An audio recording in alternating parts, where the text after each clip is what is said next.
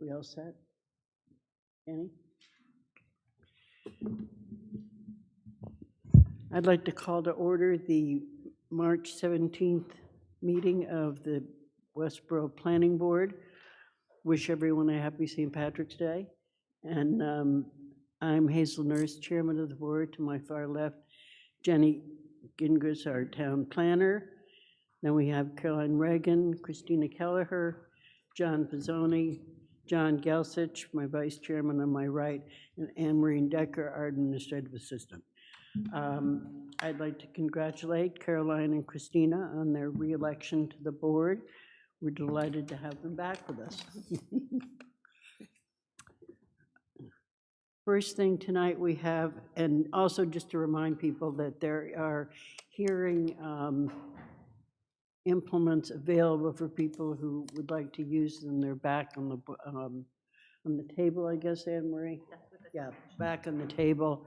And that this planning board meeting is being televised by Westborough TV. First thing on the agenda is 50 Flanders Road. We have someone here tonight to bring us up to date on what's going on with that project. And could you introduce yourself, please? Yeah. Okay. This is a project that's been before us for a number of years, and we're hoping to move it along at this point.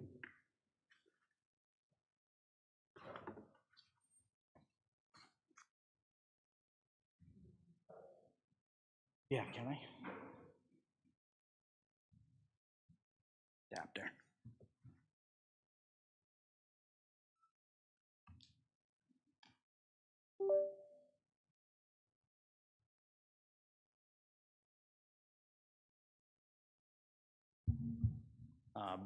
Barry Atchison with WDA Design Group, civil engineer for design of this project at 50 Flanders Road. Thank you.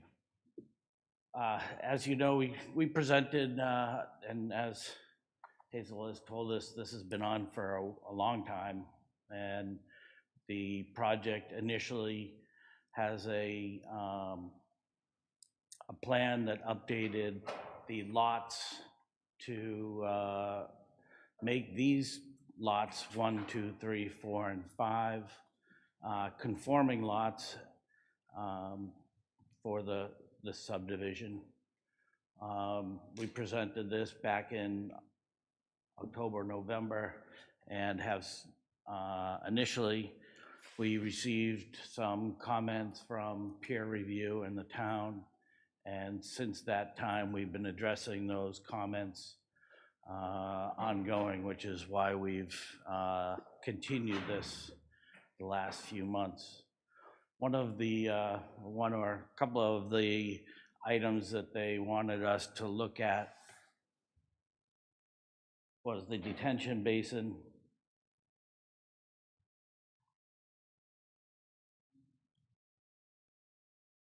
Over on this side, and to reduce the size of that, we added infiltration chambers above, bringing the drainage over into this area on a below grade unit so we can preserve some of the land and make it still functional while reducing a pond over here, reducing the length and width from the property lines and how much we have to grade up to the property lines. Also, there are some issues that they wanted to resolve with additional drainage coming off the hill in this area and how to manage and handle that. And we've installed and proposed another infiltration chamber on this side of the road to manage the water coming down on the hill so we don't have to rely on it going over the road and so forth. Barry, I assume when you're talking about you're talking about town engineering? Town engineering and peer review Okay, consulting. thank you. Thanks. And there's we ended up making this system a little bit larger to accommodate because of the soil conditions on the site. The site has been a bit challenging with bedrock and so forth, in this vicinity to manage and try and get through the grades and into the system and appropriately sized to meet the towns and states' stormwater regulation, as well as ensure that we don't damage the road as we're coming down out here on Flanders Road. Presently, we have a little over a dozen of quick comments from peer review that they sent to us for us to address, and there are more comments related to clarifying a few little areas of drainage across the road here, some of the structures, and just some labeling issues, as well as some follow-up for operation and maintenance long-term plans that go along with all the permitting. So we should have that wrapped up. So you're looking for a continuance to our next meeting? I am. Okay. All right. Does the board have any questions for Barry on this at the moment? Okay. Jenny, do you have any comments? No comments. Is there anyone, this is a public hearing. Is there anyone in the audience who'd like to speak to this matter? This is a small subdivision on Flanders Road. If not, then could I have a motion to continue this until our next meeting, which I believe is April 7th. I move that the planning board continue the hearing for the definitive subdivision application at 50 Flanders Road to the April 7th, 2026 meeting. Second. Any questions? Jenny, are there any other outstanding issues on this other than the engineering? I think it's really focused on the engineering and stormwater.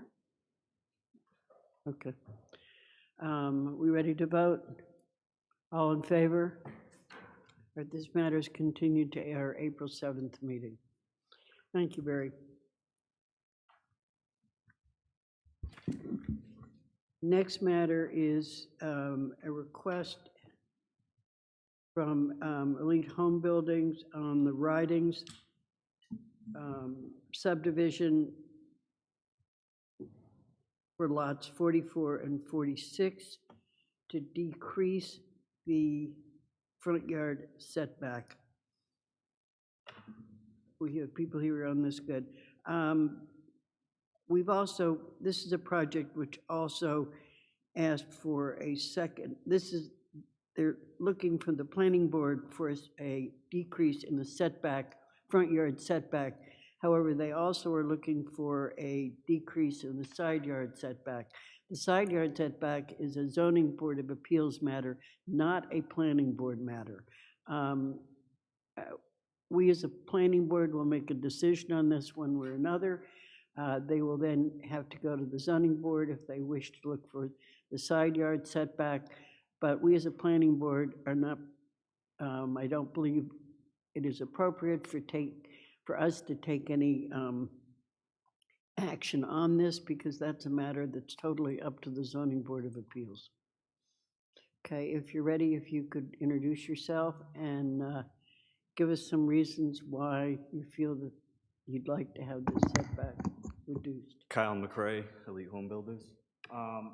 The main reason for the need for relief is the topography of the site. The orientation on the cul-de-sac and the back hill, the steep back hill. I don't know if any of you guys have been to the project. We've all in the been last, to the property, and we've all looked at.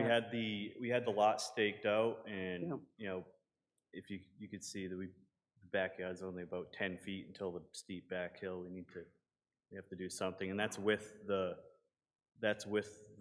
20 feet front setback. So I don't see any negative effect on, with the bylaw, with the intent of the bylaw.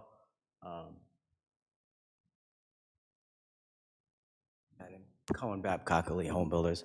I can add to that where, so essentially, this thing was designed way back when on paper.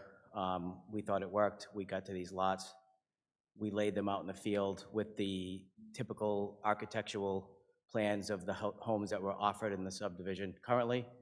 And when we did that, we looked at it and said, wow, this isn't going to work. So we went back to the architect, came up with a plan that would work, that would, with the topography of those two particular lots. Let me go back and say, for the remainder of the subdivision, we don't need any relief, we don't want any relief, everything else works. It's just these two particular lots where they are on the bulb of the cul-de-sac in relation to the slope behind. So when we laid them out, we realized it didn't work. We went back, we got a plan, and what happened was, the original plans were like 50 by 50. So when we obviously took that floor plan to be similar size and similar type homes to fit in with the neighborhood that we've already done 7 or 8 homes in, it got longer and skinnier. So it ended up at 30 feet by, I think it's 60 or so, yeah. 70, is it 70 something? I think it's 30 by 70 something. So when we did that, it created, obviously, the side setbacks. I think we need, what was it? It's a foot. A foot. Yeah. A foot on the sides, and then the front where we were asking for the 10 feet of relief, just to get the back of the house away from that slope. But that puts it fairly close to the front yard. I mean, I think basically, if you look at all the other houses in that development, they're all set back pretty far. So what we did was we did an exercise, and we looked at center line of the road up through the cul-de-sac bulb. And then, so center line of the houses, the 2 lots in question from the bulb, I think is 85 feet, I believe, on the, 57. so these 50, sides, they, yeah. each house off the center line of the road coming up Libby Lane are 57 feet from the front of the house to the center line of the road. When you get to the cul-de-sac bulb, we're looking at 110 feet, 110 feet and 100 feet from the center line of the bulb. And additionally, because of the contour of the bulb, where we have 21 feet at the front of the home, the sides of the homes are closer to 27 to 30 feet. So while it's not exactly the same setback from curb as the houses on Libby Lane, in terms of how it all functions and feels and looks when you're coming up the hill, we feel it's still within character of the subdivision. And you'd be meeting the setback on the rest of the houses you're putting up along that Correct. side of the road? Yes, the nature of the remaining lots alongside of the road are just like the lots across the street, so the same plans that we used across the street, we will be using on those particular lots, and we meet everything on those. All right, questions from the board? Yeah, John? so originally there were gonna be 50 by 50 footprints, and then now they're about 70 by 30. Correct. It was basically, you took the square footage of the first floor of the other plan and turned it into an elongated plan to get us the depth we needed to create that, I guess, safe and a backyard that worked with that slope. In terms of, and then the depth in the front, not to be too close to the road and have to ask for too much relief, that's where we landed. I mean, did you consider building a different footprint that didn't have to We did. change it? Yeah, so that was part of one of my responses to the comments from the planning board and conservation. We actually did an exercise. We had multiple plans. We laid them out in the field multiple times. We actually went back to the architect to the point where we actually went to a different architect to try to achieve this, and this is where we landed with it. It's not even the same architect that we were using in the initial homes, because that's how far we got in our exploratory and trying to make this work. I guess the Hazel and the rest of the board, I'm having a little trouble. You know, I understand the kind of dilemma that you're in, but at the same time, this is the approved plan. You've done your due diligence beforehand, hopefully, right? So we could have probably avoided this. Sure. Just out of curiosity, if this board approved the decrease in the front yard setback, but the zoning board of appeals did not approve the decrease in the side yard setback, what would be your plan? I think we'd probably have to go back and look at if we could make the house 2 feet shorter and comply. I think that what it all stemmed was where the foot on the side was most important for the depth of the family room. to create a family room that was similar in size to the features of the family rooms that were in the houses in the subdivision currently. Where are you gonna put the garage? Excuse me? Where is the garage going? I mean, the houses across the street, the garage is underneath, No, No. it's a Side. front load on the side of the house, yeah. but it would be on the right-hand side facing Left-hand side. left. So If you're how looking does from the front. that affect the family room? No, Right, and then I think if you, on I'm a that little plan, the confused. garage from the street is 20, what was it? On which, oh, The one I brought.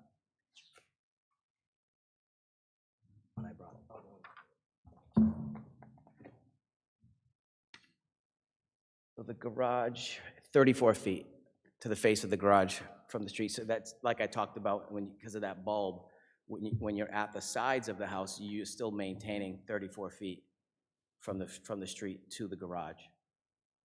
Do you want to see that closer? Yes, I mean, Yeah, sure. yeah, can you?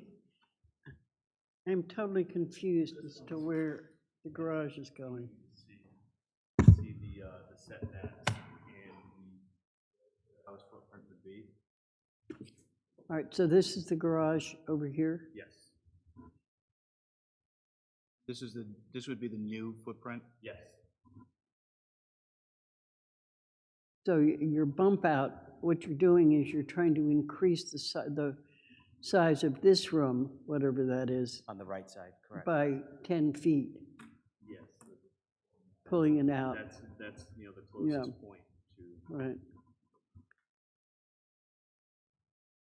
But if you have to decrease, if, this isn't given to the zoning board, you're gonna have to decrease, looks like the size. No, it's this, so it's both sides that you're looking for a decrease, because both of these you're listing as 13.5. This one is within. Yeah, but what I'm saying is that it's not, originally, I think, I had the impression it was only one side of the house that you were looking for a decrease in the side yard setback, but looking at this, it's both sides. It's 35 on both sides. Well, it would When- be to decrease the side setback overall. Yeah, but it's both sides of the house that you're looking for the setback, and when we talked about this originally, I thought it was just one side. So I'm a little confused. I now see that it's both sides of the Yeah, house. it does appear on this plan to be two variances. Right. On each side.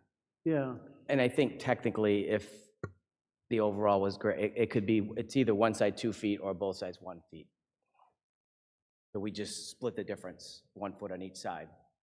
Not to focus too much on this side, because Right. if Right. that's zoning board, just yeah. I would prefer to focus on the front, yeah. Right, no, I agree on that. It just, I'm surprised looking at this because I had no idea that it was both sides.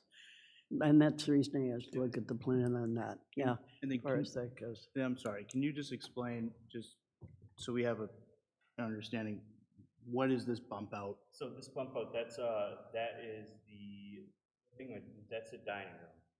That's the dining room there. So, I mean, that is the closest point. So really the rest of the house is far, further in. So it doesn't appear like 20 feet, 21 feet. It's, just that one corner of the house that kind of, encroaches on that. So that's the whole problem with the cul-de-sac. Can everyone see that? Yeah. Okay. If anyone from the audience wishes to see this, they're free to come up and take a look at it. That plan on the screen, too, is the same plan. That's actually, this is just the engineered version that was stamped by the engineer. Right, it was the placement that I was looking at. Yeah. As far as that goes, it, Sure.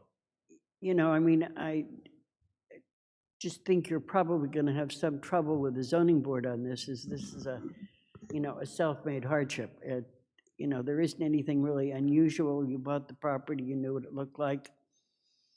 So, and it's totally up to the zoning board of appeals. I mean, we have nothing to do we with get that. that. We understand At the that. same time, that may be somewhat difficult for you to do that. John, do you have any questions? No questions, but I did just have, I want to talk through Go right the ahead. decision criteria, unless anyone had any other questions. Yeah. All right, so The way that they're asking for a waiver under section 6.3, open space communities, D, minimum requirements, and then 4, minimum front yard setback requirement contained in this bylaw may be waived by the board in order to achieve the purpose of this bylaw.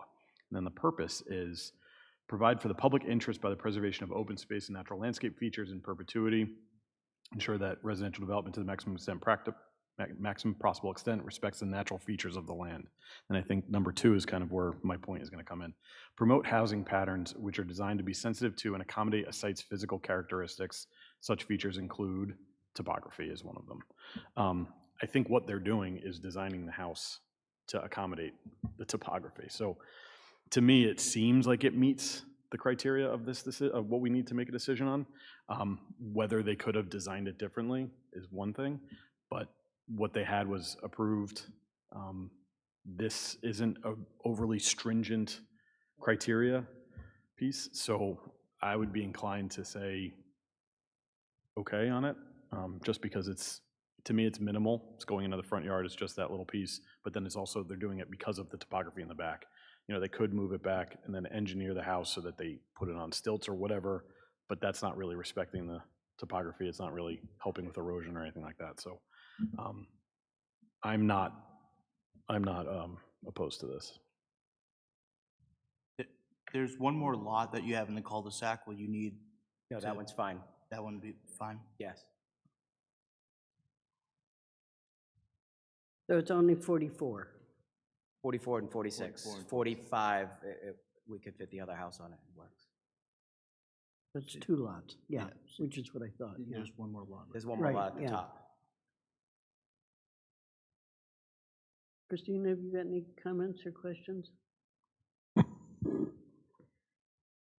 I guess my only comment is, there's that nice pathway there, right? There's the walking path.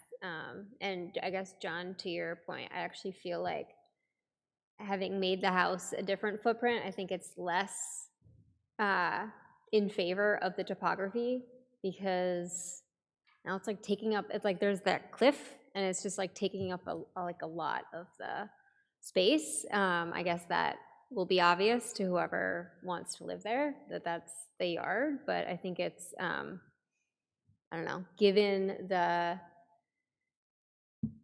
area itself, it feels unsafe, but I don't have any data to say that.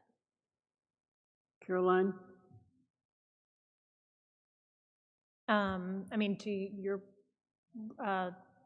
John, as you were reading the bylaw, what the point of it to preserve open space, at least where, the open space isn't really going away one side of the house or the other. So that helps as well in the decision, I think. I don't have any questions, so. All right, this isn't public hearing. Is there anybody who would like to comment on this, on the setbacks on the ridings, or these 2 lots on the ridings? If not, could I have a motion from the board? Do we want to talk about a straw poll? There are some options of straw poll or I don't think making a that makes motion. any difference in this particular aspect of it. I mean, as I said, as far as I'm concerned, the zoning board of appeals can do whatever they want to do. And that whether or not we approve it or don't approve it, that actually should not weigh in on their decision. Their decision should be based on the criteria of the zoning board of appeals, not what the planning board has done. Right, okay. Can I just add one thing? Yep. I did not put it in my memo, but I know the board had mentioned it before, that if you decide to approve this, you can add a condition to put a fence or something in the back because of that topography issue, so that you could make that a condition.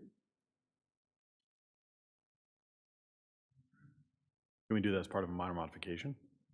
Yes. And if I may, we would have done a fence if we felt it was unsafe either way, but that's fine.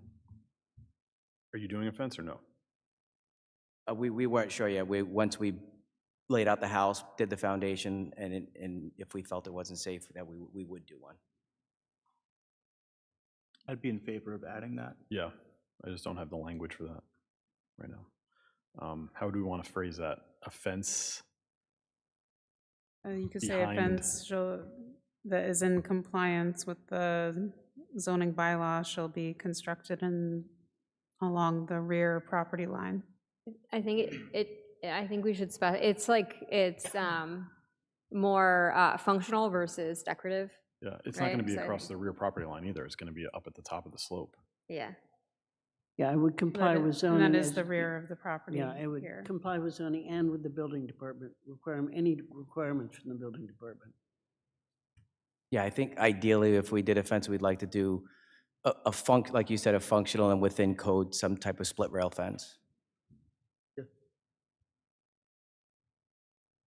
Okay. John, could you modify? Want to give it a go? Yeah. All right. Pursuant to the planning board rules and regulations in section 6.3 D4 of the Westborough zoning bylaw, I move that the planning board vote to approve a minor modification to the definitive open space subdivision plan for the Ridings dated July 21st, 2020, to allow modification of the front yard setback for lots LL44 and LL46 to 21 feet instead of the required 30 feet, subject to the following conditions.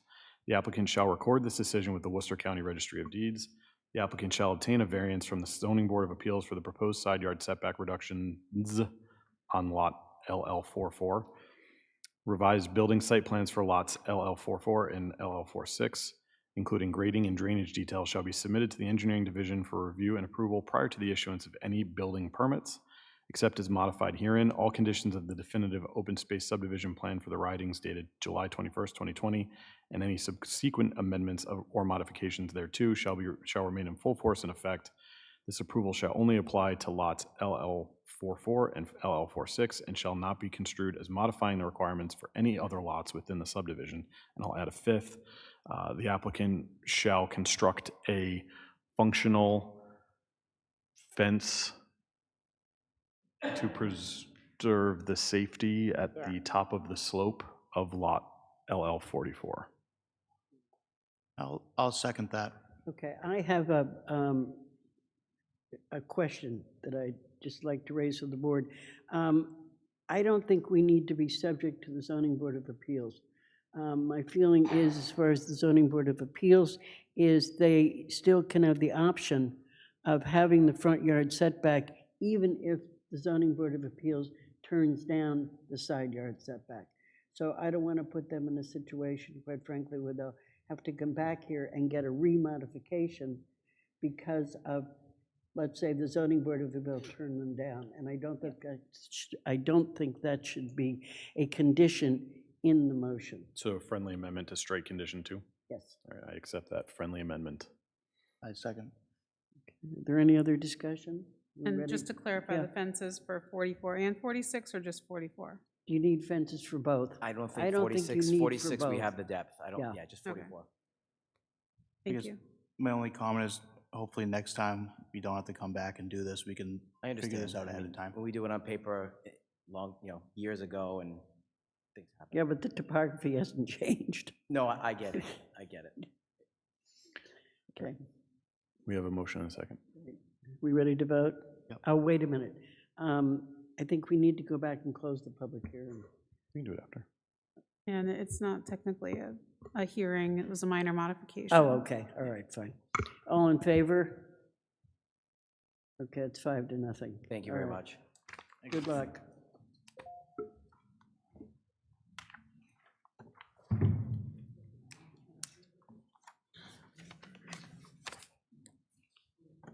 All right, the next matter on our agenda is 5 Technology Drive. I understand, no, He's here. I guess we have someone here for that. Sorry.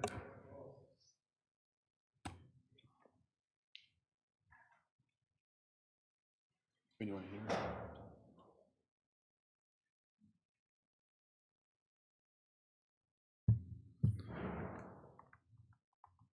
I just wanted to make one comment on this.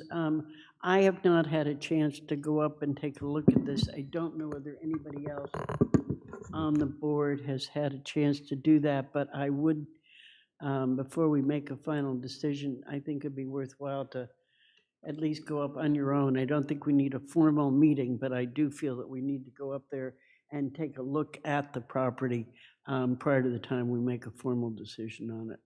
I wasn't here for the last meeting, but I believe it was going to be staked. Am I accurate in that? I So don't- the first item, we're talking about Tech Drive right now, correct? Right, yeah. So we actually asked for a continuance on that, so we do have time to have the site walk. and Oh, you that have? staked. I Okay, can quickly give you an update, though, before you okay, vote to that's accept our fine, because continuance. there wasn't a formal, I know you asked for a continuance on the Oak Street property, but I didn't No, realize, actually on this No, it's property. opposite. on this property, okay. Correct. So on this one, we're asking for a continuance until your April meeting. Oh, okay, to 4/7, Correct. Okay. So what we're doing right now is, this week, because of the snow melt, we got to get out there and flag the vernal pool fine, behind the property. that was the problem. Get the Conservation Commission to approve that, or Okay. review and approve it, and then update our plans once Okay. that's completed. And so we still have some work to be done on that one, so we don't see this getting done even probably for the next meeting. But hopefully by the next meeting, at least we can come and present you updated plans, is our thought. And Right. then have CEI do the review, and then hopefully maybe at the next meeting of the week, meeting after that, get to a point that we can close everything and get a vote, so. So there's some time on that. The alright. Tech Drive one, we're a little further behind right now. Okay, I guess my question to the board then is, do they feel we need to have actually meeting walk, or can we go and look at it individually? What's the board's feeling on that? Fun to go and look at it. Yeah, I'm fine individually as long as it's, clear. yeah, and staked. So the only thing I would ask on that is if you could wait till after next week. Yeah. So Yeah. our flag is gonna get done this week, our servers will be back out there next week. That's And so fine, then when they go out there to locate the updated flagging, Yeah. they can do the staking at the same time. okay, Can you just let Jenny know when that's ready, and she can send an email We can do to that. us? Yep. Easy okay, enough. thank you. All right. So we're back, Want to move to continue that? yeah, I Just just looking to need a continue. motion to continue. I move planning board vote to continue the hearing for the full site plan review for 5 Technology Drive to the April 7th, 2026 meeting. Second. Any questions? Mine, Anne Marie. You can go for it. All in favor? I'm happy to share. Okay, all right, You're so sure, nice. continued. Our meetings in April are the 7th and the 14th, Yes, yep. because we moved the Oh. meeting on the 21st back to the 14th. Yes. So those are our two. Do we continue to the 7th or the 14th? Do you want? 7th. If we could do the 7th, and then at that point, hopefully we have some update for you. Okay, And then we may be until a May meeting, maybe for the final meeting, possibly for this one, okay, depending where we are at that point. But at least on the 7th, I can give you an update then. all right, that's Okay. fine. All right, then we'll move on to the next matter, which is the proposed site plans for the Westborough Tennis and Swim Club on Oak Street. All right, so for the record, Wesley Fliss McCarty Engineering, here to represent Westborough Tennis and Swim. Since we saw the board last, we've had a number of meetings with town officials and the peer reviewer, CEI, to go over all the items that were brought up by this board, Conservation Commission, number of department comments that came in. And so we tried our best to update the set of plans that I'm going to show you tonight to take care of a lot of the concerns that came up. Hopefully that we can make most people happy. I'm not sure we're going to make everybody happy, but I think we tried addressing as much as we could. We also have with me this evening is Jason Govin from Dewberry, who is the traffic engineer on the project.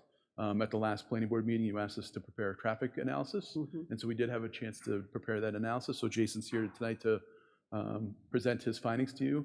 We did have a chance to upload all the updated plans, drainage analysis, response letters, and traffic analysis last week. I did have a chance to speak with Kurt Busco over at CEI this afternoon to see where he stood. He said he should have something to us fairly quickly. His intent is to have something back to us that we can hopefully wrap this up.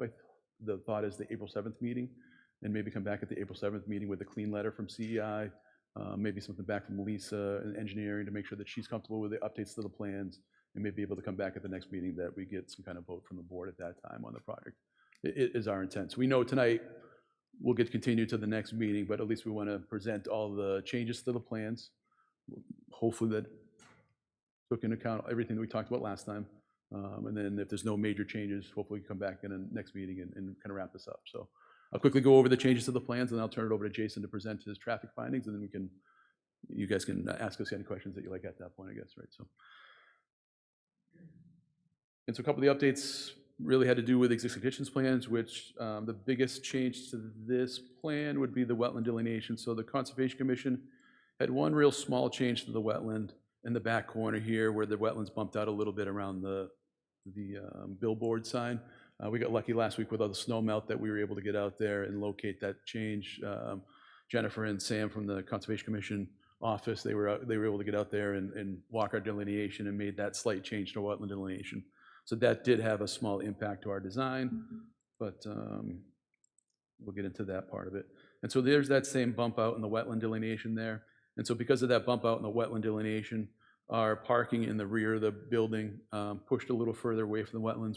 We tucked that a little further away from there, lost a few parking spaces in the back of the building, which actually we relocated to the front of the building as part of the redesign that I'm going to show you here.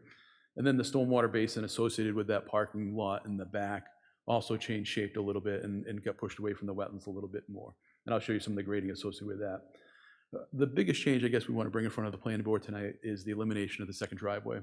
I know the select board, the traffic commission, and this board had a lot of concern about having the second access close to that Chauncey Street, Oak Street intersection. And so what we did is we eliminated that second entrance onto Oak Street and just left the one entrance. Some of the things that we had to make sure we took care of as part of this redesign is to make sure that we still had proper access for the fire department. And so we changed the parking in the islands in the front parking lot here to provide enough maneuverability for the fire department vehicles to come in this parking lot, be able to swing back around and then come out of that entrance onto Oak Street. And then another item that the fire department had made note of is because of the length of our driveway to the rear of the site, they wanted to make sure they had access to be able to get out of that rear parking lot. And so what we did is we showed basically a T turnaround in the back here where they would back into this spot here and then be able to pull back out of the site in that direction. So those are a couple of changes that we did, obviously, with regards to the access point out to Oak Street, but also with regards to fire access around the site to make sure we took care of the fire department. In the set of plans, we did provide turning movement plans for the fire department. I believe it's either sheet 11 or sheet 12. Within our set of plans, we did provide the fire department their required turning movements. Because of the change in the entrance here at Oak Street, it actually helped our drainage out a little bit. And so one of the comments that we got back from CEI, the engineering department, and also Conservation Commission, there was a little bit of concern in regards to, there was a small increase in the drainage that we had going out to the intersection of Oak Street and Chauncey Street. And so because of the elimination of that entrance, we have less water that we weren't able to capture going into that intersection. And so there's only a small apron of water for that second entrance that goes into Oak Street without coming back into our drainage system. Like I said, when we had our conference calls with Lisa, CEI, Jenny was on there, Jennifer from ConsCom was on there, it was determined that that apron was able to allow to still go out to Oak Street. We quantified that in our updated drainage analysis. I know Andy on the Conservation Commission wanted to make sure that we showed him those tables, so we did update those tables for him. And that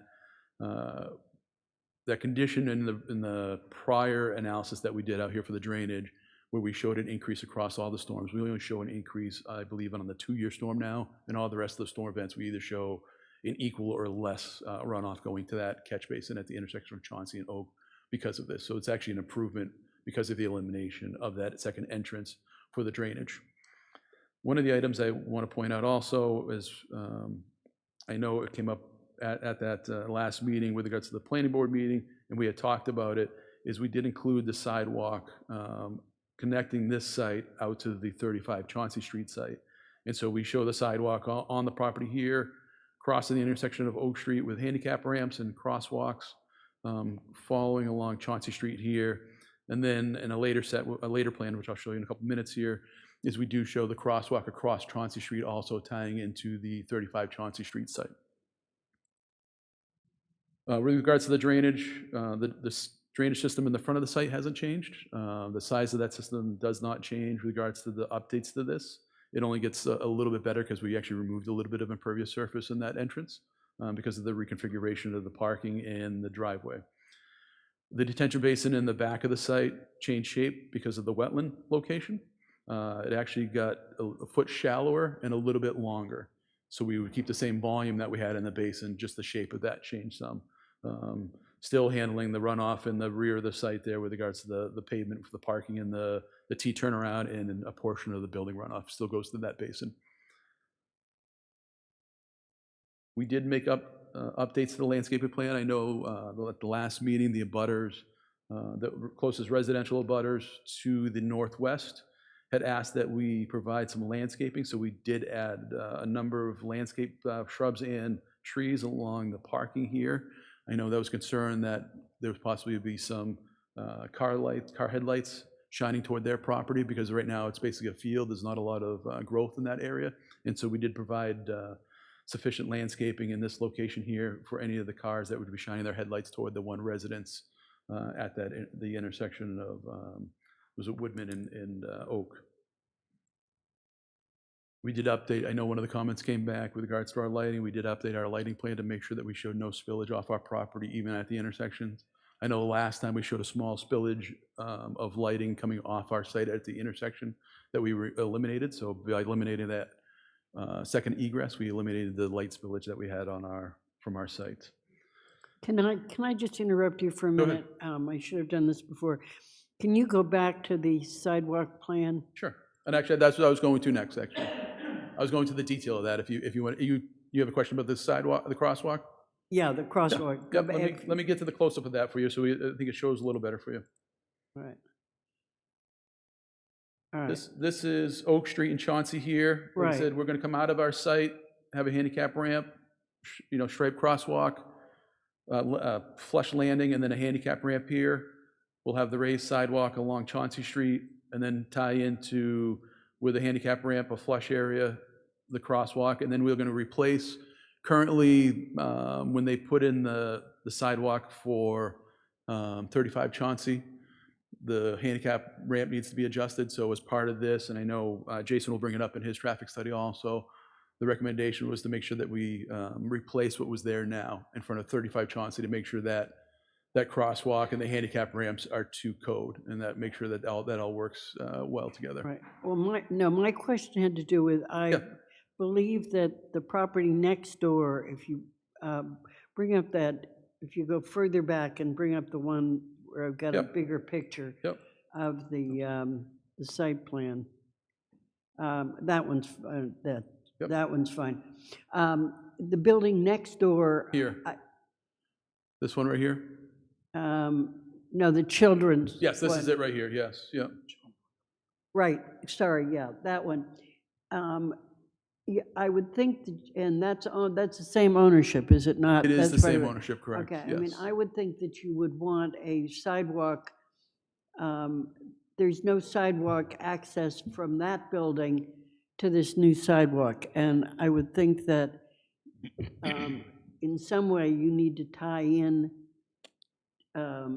access for that building to the sidewalk. So we did ask the developers or the property owners on this, and that wasn't one of their requests. They didn't see that they would have a lot of pedestrian traffic.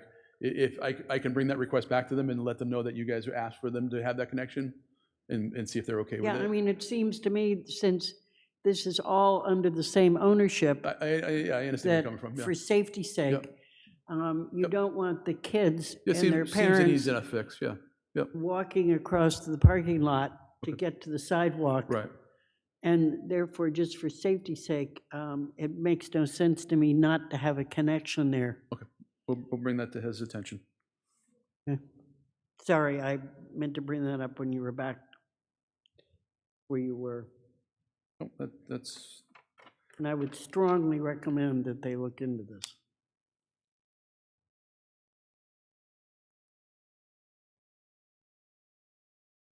and I will say that I know there's going to be at least one comment that Kurt from CEI will have, because when I talked to him today. So when we had our Zoom call with regards to the plans, there was some conversation back and forth about one of the drainage items on the plans. We removed it because there was some pushback regards to that item from Conservation Commission. We removed 2 parts to that.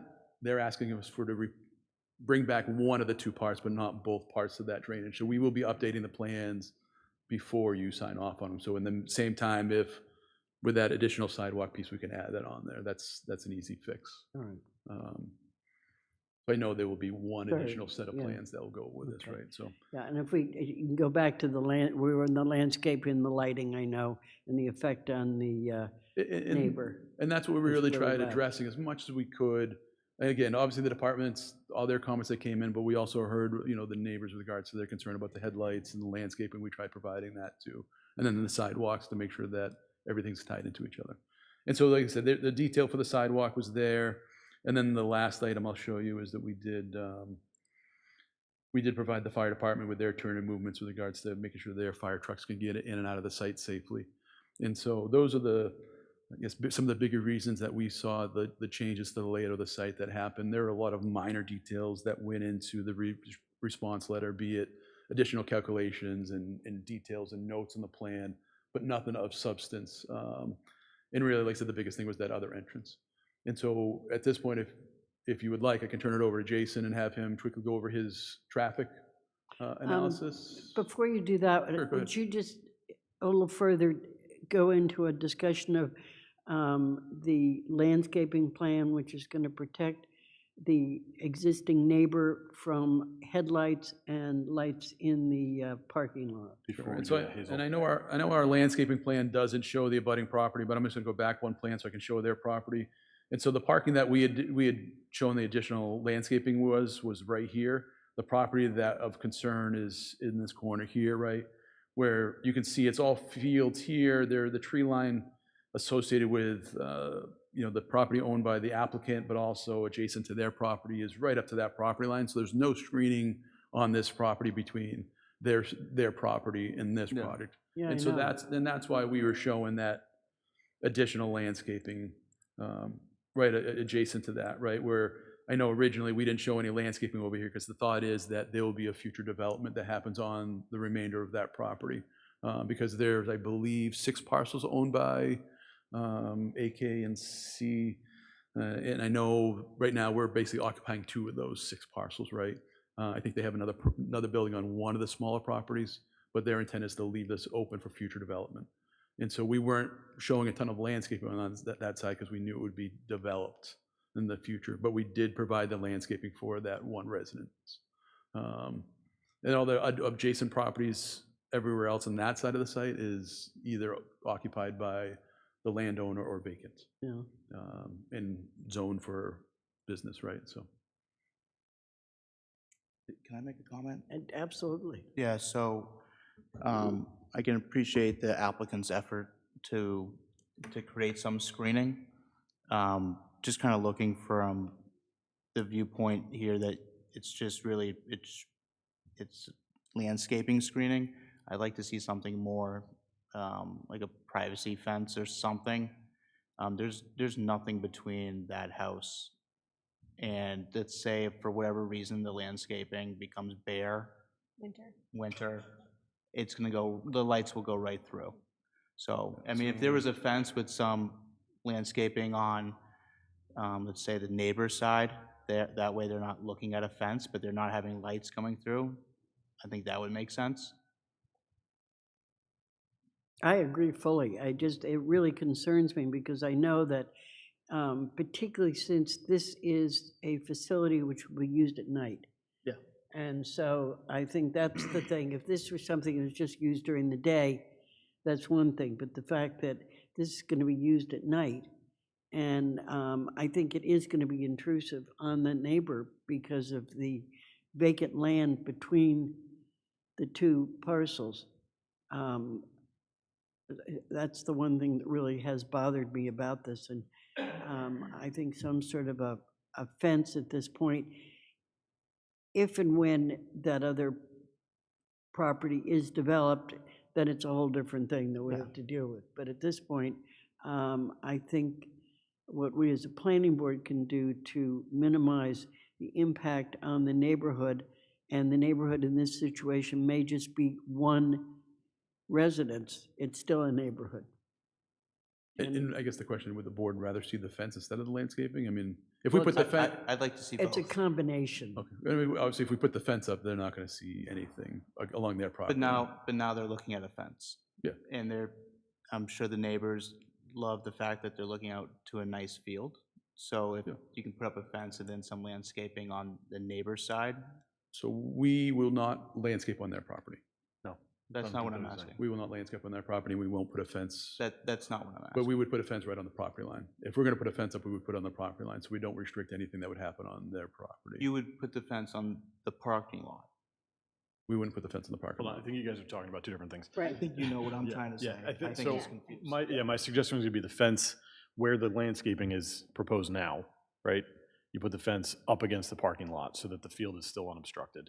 And then you can put some plantings on the other side of the fence. Yeah, So right it's all up against the parking lot, right? And I would say if you want to do plantings, you'd do some evergreens and deciduous, so that it's a mix. Yeah, we are showing evergreens out Yeah, there. so it wouldn't be all up on the No, and so property. so our landscape architect chose evergreens for that purpose on that, so it wasn't, The ones that are basically filling in that things are birch. I didn't think no, I thought he chose, because they're You smaller. know what I'm saying. The other Yes. problem Yeah, with okay, yeah. trees, unless you're Up putting, along this property line. Yeah, Or not right. property line, the parking lot. The parking Right. lot, Yeah. exactly. Put a fence and then you put put- the landscaping on the other side of the fence Exactly, so that it's they're in not looking at a between fence. Yeah. the field and the fence. right. I'll bring the request back to the applicant, Yeah. just let them know what you Right. guys look for. And just to break up the fence, I mean, you can have like, if you get a white vinyl privacy fence, it's fine, it's a white vinyl privacy fence, it's not offensive, but if you can break it up with some landscaping, then it's even less noticeable and does the job a little bit better. And I don't necessarily think it has to go the length of the entire parking lot either. So, and just so you're aware, I know, thinking down the road, that fence will be adjusted if a future development comes. No, we're, Absolutely. Yeah, we don't want to restrict, really the thought here is to tie the two sites together with two driveways. Yeah, but if There's that other- nothing in the works right now, but we're trying to plan for the future here, so that was our thought is. But landscaping if is- that other property becomes developed, it's gonna come back for site plan anyway, so then we'll just, Correct, yeah. look correct, at and that. then everything will have to be pushed over to the other side of the development. Correct. Correct. And the last time we had the meeting, I had heard landscaping and lots of landscaping, that's why we did the landscaping, so. Well, landscaping does apologize. also means fences. I Yeah, mean, and that's, well, yeah, I landscaping guess from in- our standpoint, we'd like to see, if we could do greenery, we'd includes rather it. do greenery than. Yeah, the fence, 'cause trouble it's- is with yeah. trees is that they take a long time to grow, and so to cover that area, I mean, it's great, you know, if you want to put in birch, except they lose their leaves in the winter. Evergreens, unless you're planning to put in 25-foot trees, it's not going to do much. Well, it was all shrubs there, it was all shrubs, so it would be at the headlight level, right? It wasn't, we weren't looking at trees there, because we were thinking, trees, yes, and we know in the wintertime, you're not gonna have any leaves, but also trees, when it grows too tall, you're not gonna have anything at that level of the headlights. We were showing shrubs there. Right, but one of those shrubs is a birch.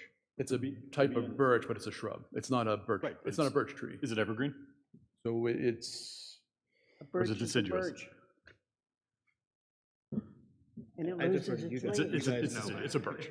I thought, when we gave him direction, the thought was to have it evergreen. Yeah. And he's been doing this a long time, longer than not, you know. Also Any- for like variety, I'm sure. And it'd be that's what he great, did, yeah, is he for, did. like visual. He did the birch, he did he has 3 or 4 different types of species there, right? So that was the thought there, is to have a mix of stuff, but also make sure that so it blocked the headlights. Are we comfortable with, just so that, to minimize revisions, are we comfortable with that amount of space that, so if we're adding like a white fence, is it the same kind of location as where the current landscape is? I agree, John, I don't think it has to be all the way down. I'm Yeah, just, if you look at the plan, yep, Christina, you can see that it goes down to the edge of the building. to the corner, yes, Yeah, to the yes. corner of the So building. just making So sure that we it's were on the that- same page. That piece we're talking And about. Great. It's twice as long as their property is Yeah. wide there. So we were trying to be overly conservative there. And really the way it's set up, it really caused a nice break point there for that landscaping to stop. Yep, makes sense. And I don't know if it actually needs to be a privacy fence. If it's doing headlights, it could be 4 foot. I don't know what the difference is for you all or for the look of it, but Well, and we had just took a look at the zoning too. I want to make sure what's allowed by height-wise too, right? So, but yeah, we're not looking to do an I 8-foot mean, I fence think there. we all understand what the purpose is. No, and I was thinking a fence along the property line, because then it would create that solid visual barrier there for them for good, no matter what happened on this property. I just want to protect their view of the field for as long as it's undeveloped. Yeah.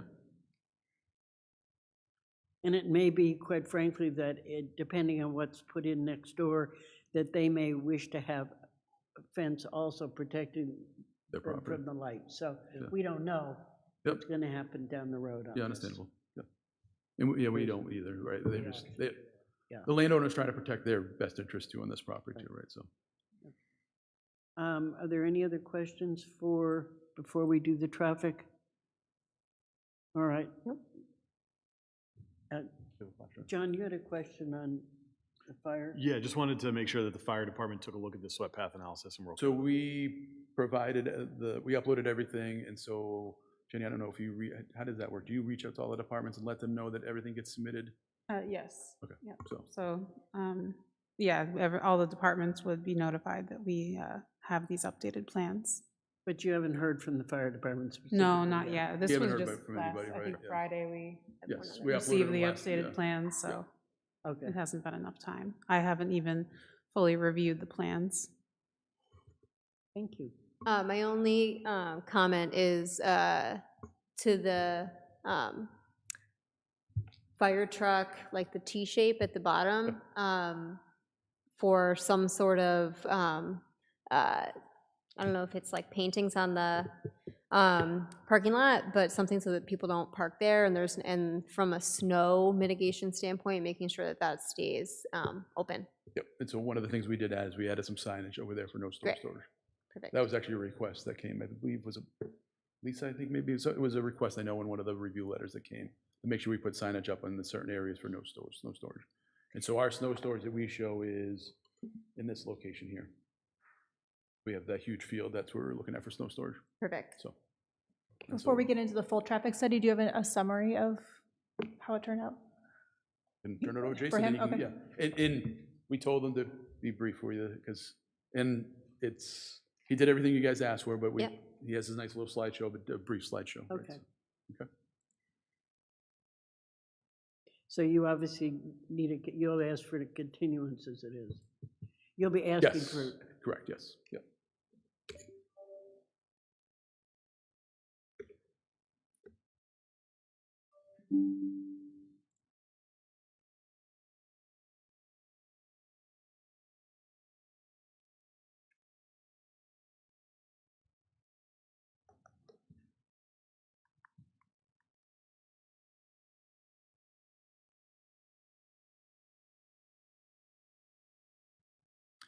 Okay, good evening. As Wes said, my name is Jason Govin. I'm a senior traffic engineer with Dewberry. We're working on behalf of McCarty and the applicant to provide the traffic impact assessment for the proposed fitness club for the Westborough Tennis and Swim property.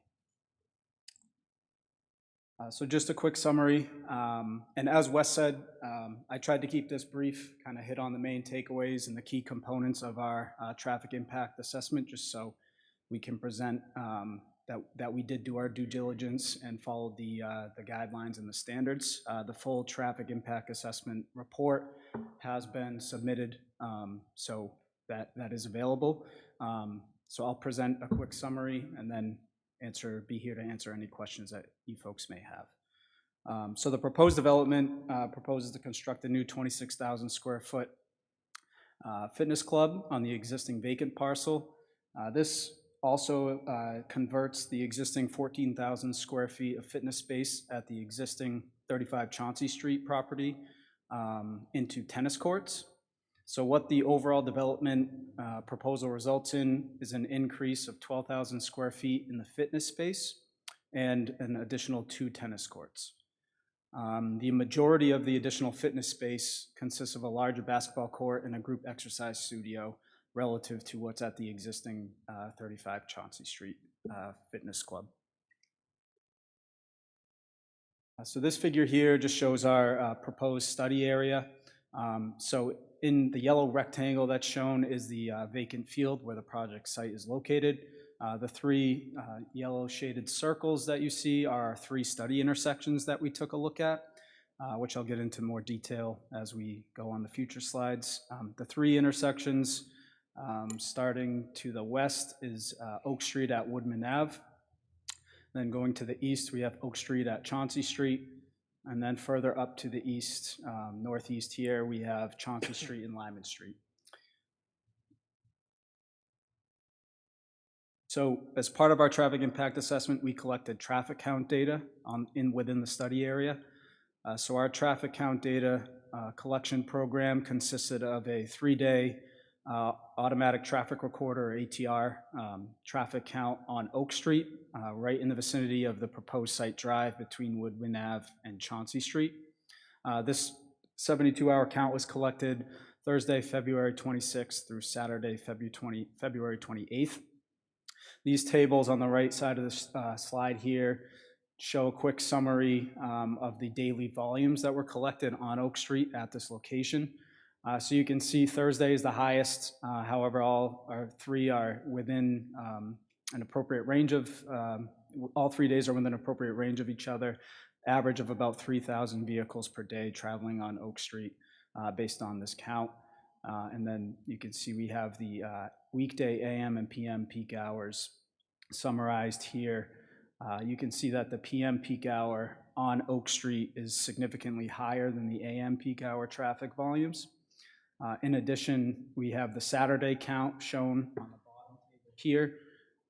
Again, Saturday volumes were higher than Friday, and also the Saturday peak hour volumes on Oak Street were higher at the site than the weekday AM peak hour. In addition to the ATR, we collected manual turning movement counts at the 3 study intersections. These consisted of 4-hour counts on a weekday, which in this case was Thursday, February 26th. The weekday AM peak hour is within the range of 7 to 9 a.m. Weekday PM peak hour is 4 to 6 p.m. So those were the 4 hours that were collected on that Thursday. In addition, we collected a 3-hour turning movement count on Saturday, February 28th. The typical peak hour for a Saturday is midday between 11 a.m. and 2 p.m. So that was the window that was counted for the Saturday count. So what happens is we collect these and we have the raw data, and then we want to adjust these volumes to reflect an average condition an average condition throughout the course of the year. Typically what we see in our region and in this area specifically is that February volumes tend to be lower than the average month. So in this case, we looked at historical traffic volume data in the area, as well as Mass DOT published seasonal variation data for this type of roadway, and that results in a 4% increase to the February traffic volumes that were collected. So we took those volumes and then bumped them up by 4% to represent an average month condition. And that was used as our baseline conditions moving forward. We also took a look at crash data at the 3 study intersections. So shown here is a summary table on the right side of the slide. This data was compiled from the Mass DOT Impact Crash Portal for the latest 5 years that are available. And by available, Mass DOT takes in crash reports from all municipalities and all state agencies. They have their traffic and safety section go through the data, review it, validate it, and then close it. So the latest year that is reviewed, approved, and closed is 2022. So our 5-year period that we looked at crash data for was from 2018 to 2022. The reason that Oak Street at Woodman Ave is not shown in the summary table is because there were no reported crashes from the Mass DOT Impact Portal at that intersection within that 5-year period. And as we can see, it is a relatively low crash area, frequency is relatively low at the 2 other study intersections at Oak Street at Chauncey Street and Chauncey Street at Lyman Street. So we did take a look at the crash rates here as well and compare them to the Mass DOT statewide and District 3 average crash rates. And these, the crash rates at these two intersections were well below both the statewide and the District 3 averages that are published by Mass DOT. So again, we did not see any safety, any trends of concern or patterns here with the safety data analysis that we completed. We also took a look at the available site distance at the proposed site driveway. So the picture shown on the screen here, the left picture is standing at the approximate proposed site drive location looking to the west on Oak Street. To the right, standing at the proposed site drive looking to the east.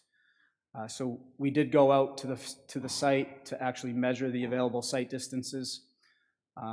What we found was that the measured site distances exceeded both the minimum and desirable intersection site distances.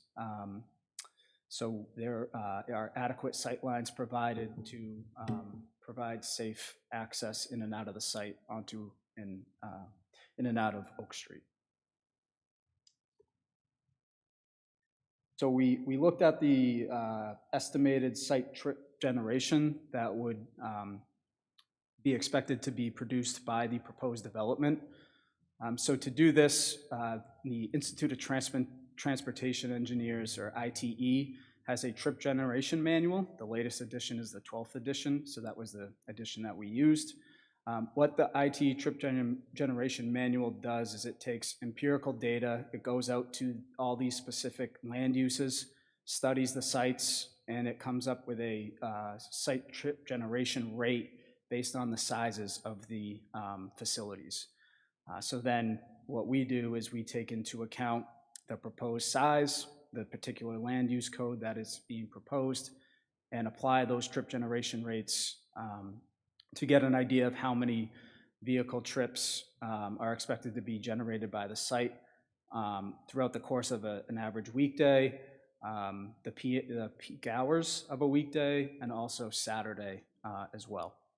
So those numbers here are shown in the summary table.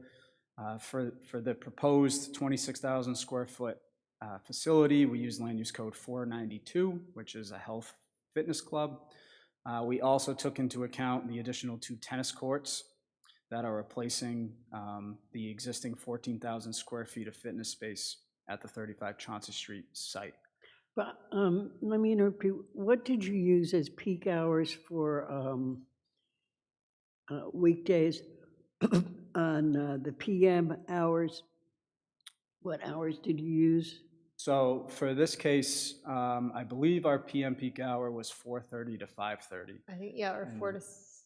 Okay, see, So I have a real problem with that in the sense that, for one thing, both tennis courts and the fitness center would be used in the evening. And I didn't see any figures that you got for use in the evening of these facilities.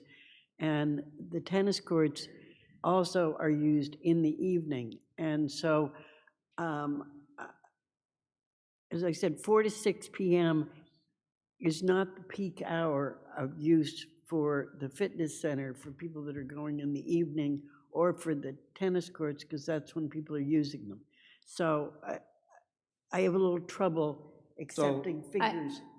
So the way that the traffic impact assessments are typically done is that we look at the worst case scenario. So while the peak hour of site trip generation for these uses may not coincide exactly with the peak hour of the adjacent street traffic, the adjacent street traffic is at its peak for these periods, whereas the site trip generation might not be quite at its peak, but the overall volumes at the study intersections and on Oak Street are higher during our analysis periods than when, say, it's at 7 p.m.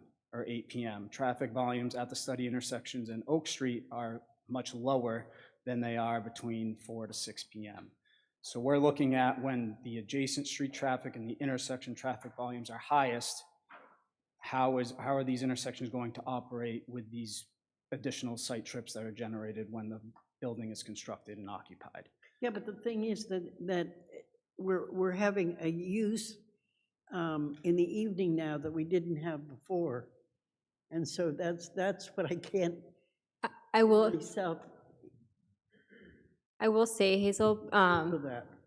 I think from a adult going and exercising, using the tennis court, I agree with you, but because of, I would, as a member of the club, I would say with the children's programming, 4 to 6, you like can't park. Right. After 6, even though there might be more people technically using the gym, it does clear out. See, I'm more concerned about, 7 to 9 at night, for example, which was a time when these facilities were not really being used very much. Now, all of a sudden, because we have the new fitness club, plus we have more tennis courts, there's going to be more use in the evening hours. And, those were hours where nobody looked at the traffic. So that's all I'm raising. I understand. However, the ITE does not have that data available.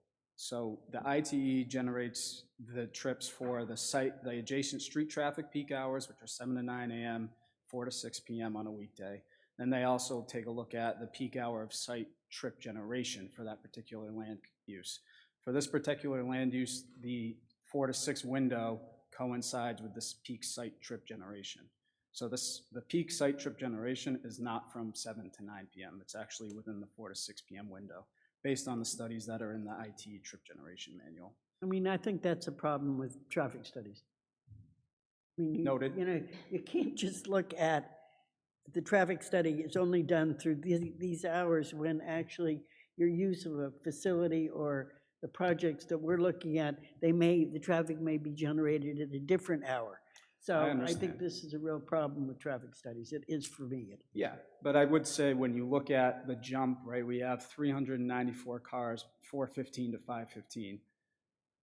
That is going to be significantly lower on Oak Street from 7 to 9 p.m. That's true. So that is going to allow traffic to enter and exit the site during that time period much easier than it would when traffic is at its peak on the major roadway. So that's typically what we take a look at to provide a worst case, to analyze a worst case scenario.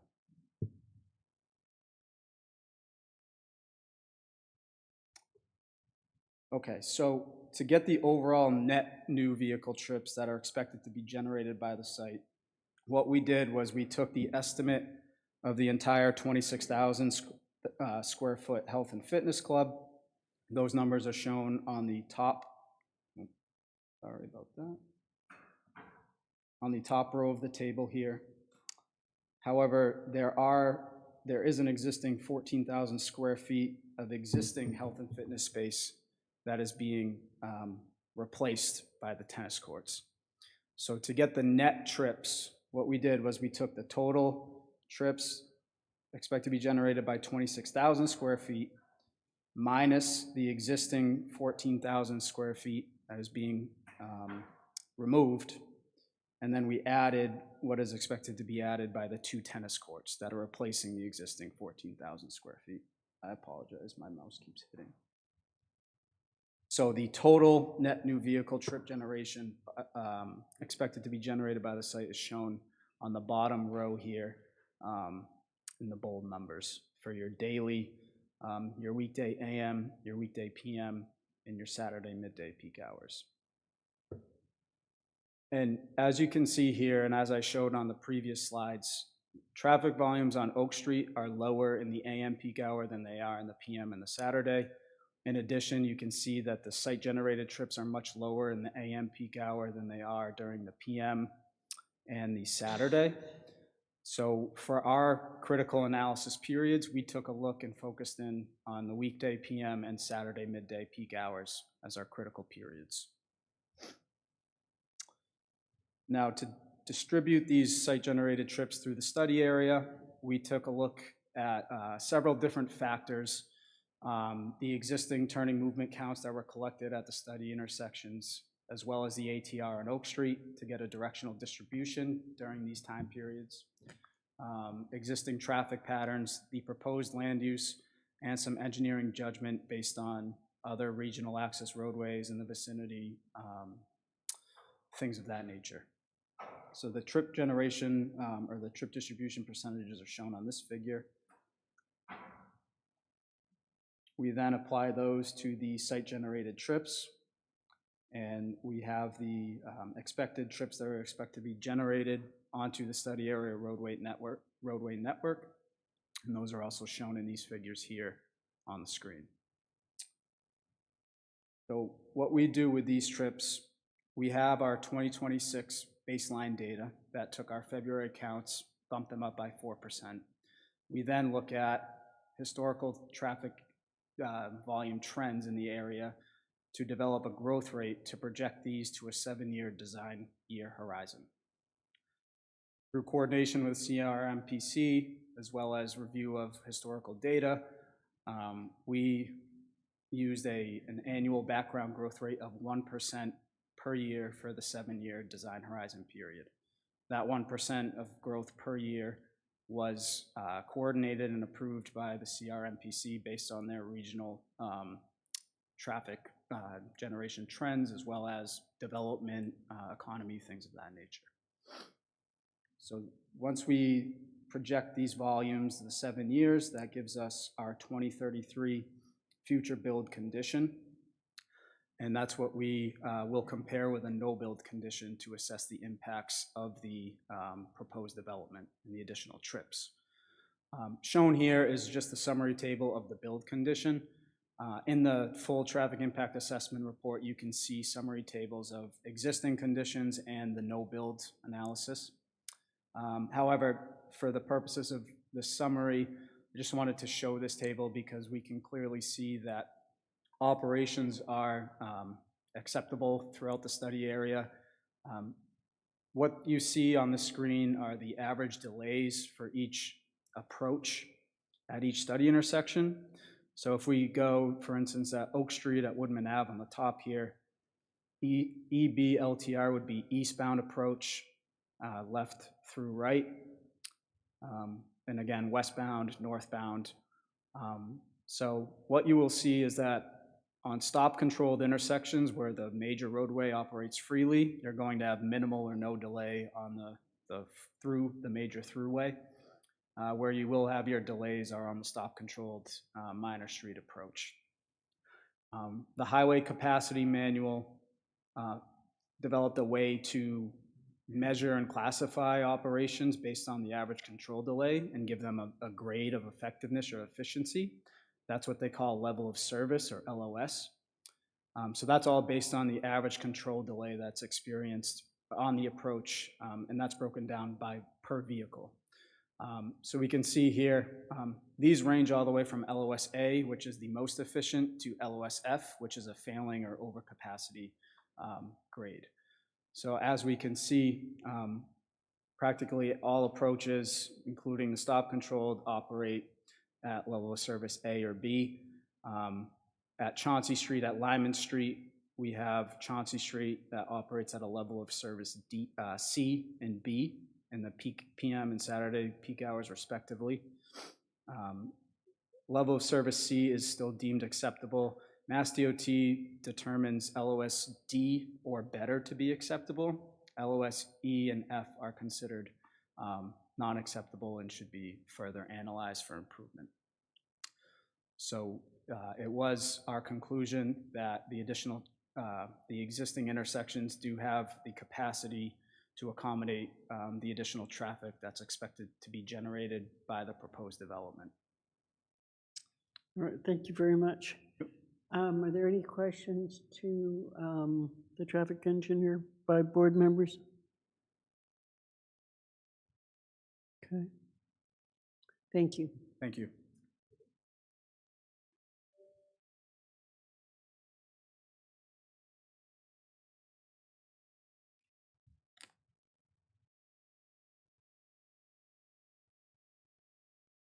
Do we have any questions for the applicant at this particular moment? All right, this is a public hearing, so I will open it to the public. Is there anyone in the public who wishes to speak on this application? If you would wait just a moment, we have a gentleman who I'm sorry, raised his hand first, so come ahead. Patrick Welch, 15 Chauncey Circle, Select Board member, but here speaking on behalf of myself. I have two observations. First of all, I'd like to thank the applicant for the work that they've done to get this far. I'm very supportive of the project, but I do have 2 points I want to raise to the board. One is that in the diagrams, and I don't know if the applicant will put it back up on screen, but there is a sidewalk. You can see it up in the upper right-hand corner that I don't know if it's an official Westborough sidewalk. It was always interpreted by the residents of that area that it was not a Westborough town sidewalk that goes from the driveway down to the kids club. My ask would be that the board look into that, and if in fact it is not a Westborough sidewalk, that as part of this project they eliminate that sidewalk and that way contain all traffic to the intersection itself, which would also, to the chair's point in regards Patrick, to... wait, can you tell me exactly Sure. where this sidewalk If you is? scroll down, now go over. Yep, sorry. Go so we can see more on the right. Yep, right there. See the 2 lines on Oak Street? Yeah, Yep, right it's there. crossing. Looks like a crossing. Yeah, it's a partial sidewalk. I think it's actually partially not painted anymore, but it's still used as the sidewalk to get to the kids club building. Yeah. It is they walk across the driveway and then come to the building. And I would ask that this board take a look at whether or not that is in fact an official Westborough crosswalk. And if it's not, and even if it is, look at whether or not all pedestrian traffic should go across the main intersection as opposed. But as if you opposed to- cross there, where do you end up? I mean, You is end up there- on the grass. That's what I was going to Yeah, say. I don't believe there's any crosswalk right there. Right, So okay, so it's a crosswalk to nowhere. Correct, yes. So just to look into that. And to your point, Hazel, Chair, you know, there might be an opportunity to come off of that new crosswalk section to then get into the Kids Club building. I appreciate, certainly my comments at the select board meeting were specific to the second driveway, so I'm really appreciative to the fact that that second driveway has been eliminated. I think that will help that intersection tremendously. My other comments are around the traffic study itself, having seen it for the first time tonight. I will just point out to the board that a couple of things. First of all, the study was done, I think it was a day or two after the last major storm. Very, very little traffic in those days following the February storm. So you're not going to get a good data from that study in regards to the volume of traffic. The second point I would make about that traffic study is the swim club itself is a very unique, and now you have a very unique grouping of buildings where there's a lot of different activities going on. My child, as well as my grandchildren, attend there, and during the summer months especially, or the warmer months, there's a lot of pedestrian traffic in this area. And I don't think I heard anything about the pedestrian volume that would be in this area. So I would ask the board to take a look at that. And then specific to you know, that piece of it, I would just say that the 1.04 value that was used to increment the traffic over seasonal months, I don't know how to say this any other way. I'm very skeptical at that because I drive through this intersection multiple times a day, at all hours of the day, and especially once we get into, I'll say late March, early April, all the way through into October, this intersection is very busy at certain times of the day, and 1.04 against the February snowstorm, 2 days after a February snowstorm, is just not even in the realm of possibilities. So I just ask the board to consider that as well. Thank you. Thank you. All right. Yes, ma'am. Would you introduce yourself and please keep your remarks 2 minutes under? If you could use the, I don't know how to, what? just to speak into it? Okay. Yeah, Ruth Cimarelli, 2 Woodman Ave. The traffic study, first of all, he was correct about the weather that week. But the other thing is he's not even considering for Saturday, the hockey thing is all day long, going into the night. That peak period he was talking about, 11 to 2. I mean, the hockey thing is constantly in its season. Saturday is a very busy time. So I think that window that he used is not good enough for that. So that's basically what I'm talking about for the study. Thank you. Yeah. Yes, sir. Just a minute. Madam Chair, can I just answer that one question for you? Yeah, So the traffic count wasn't just done for the 3 hours on that Saturday. The tubes were left down on the road all Saturday. We asked the traffic engineers to make sure they counted all of Saturday because we knew the hockey rink was in operation all day long. So when he showed you that peak rate, that was for that particular Saturday during when hockey was going on, because we knew we were trying to catch it before the hockey season's completed, right? So that's why we were making sure we did the studies on that Saturday. And so the hockey rink was operational that day, and that day, what was it, 28th? Yeah. That was the peak time frame for that day, was that 11 to 2. It wasn't something that was pulled out of thin air for a peak rate for that day. It was that individual day that was the peak traffic for that road on that day. So, so that's all I would like to respond to that, that question there. So, okay, thank you. Good. We have a gentleman, I have a gentleman down here front who had his hand raised first. You wish to say something, and then I'll get to you in the back. Okay, just a minute. Yeah. My name is Michael Wood, 2 Woodman Avenue. As I say, when they're talking about like the light going into the house, they make it sound like the house has only one side. It's actually a corner. So we're going to get it from all sides of the field. And then when they're talking about the shrubbery being the height of a headlight, I got a Corolla. Other people have an SUV. How do you determine what the headlight height is? So I think there's a big issue with that. I know you're talking about a fence and all that other stuff. That seems like the right path. Another thing about the traffic study that I don't think it, and I'm sure they could, I mean, it's automated, doesn't give you a clue about the speed. People use that road like a highway. We did collect speeds as part of our automatic traffic recorder count on Oak Street. So speeds were collected for this full 72 hours. Those are documented in the I believe full, it's posted for 30, and Yeah. I don't think you're going to find many cars going 30. So for the days that we collected, those 3 days, the 85th percentile speeds, actually, I can show them. All right, I had them in the sight distance table that I presented just a moment ago, but let me get those up. I believe that the 85th percentile speeds were 33 miles per hour. So again, that's about appropriate for a 30-mile-an-hour posted speed limit. Well, I think personally that the data collected was too small a sample. And I think they could do better, especially when it's automated. Put it there a month and see what you get. Thank you very much. All right, thank you. All right. Just on that point, the data that was collected meets all of the requirements that are industry and produced by Mass DOT for traffic impact access studies. So just to answer that one point about the sample size. Okay, Mr. Allen.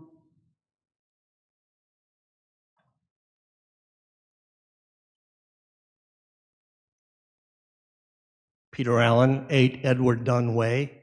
I've been a member at the Westborough Tennis and Swim Club since I came to town with my wife in 1973.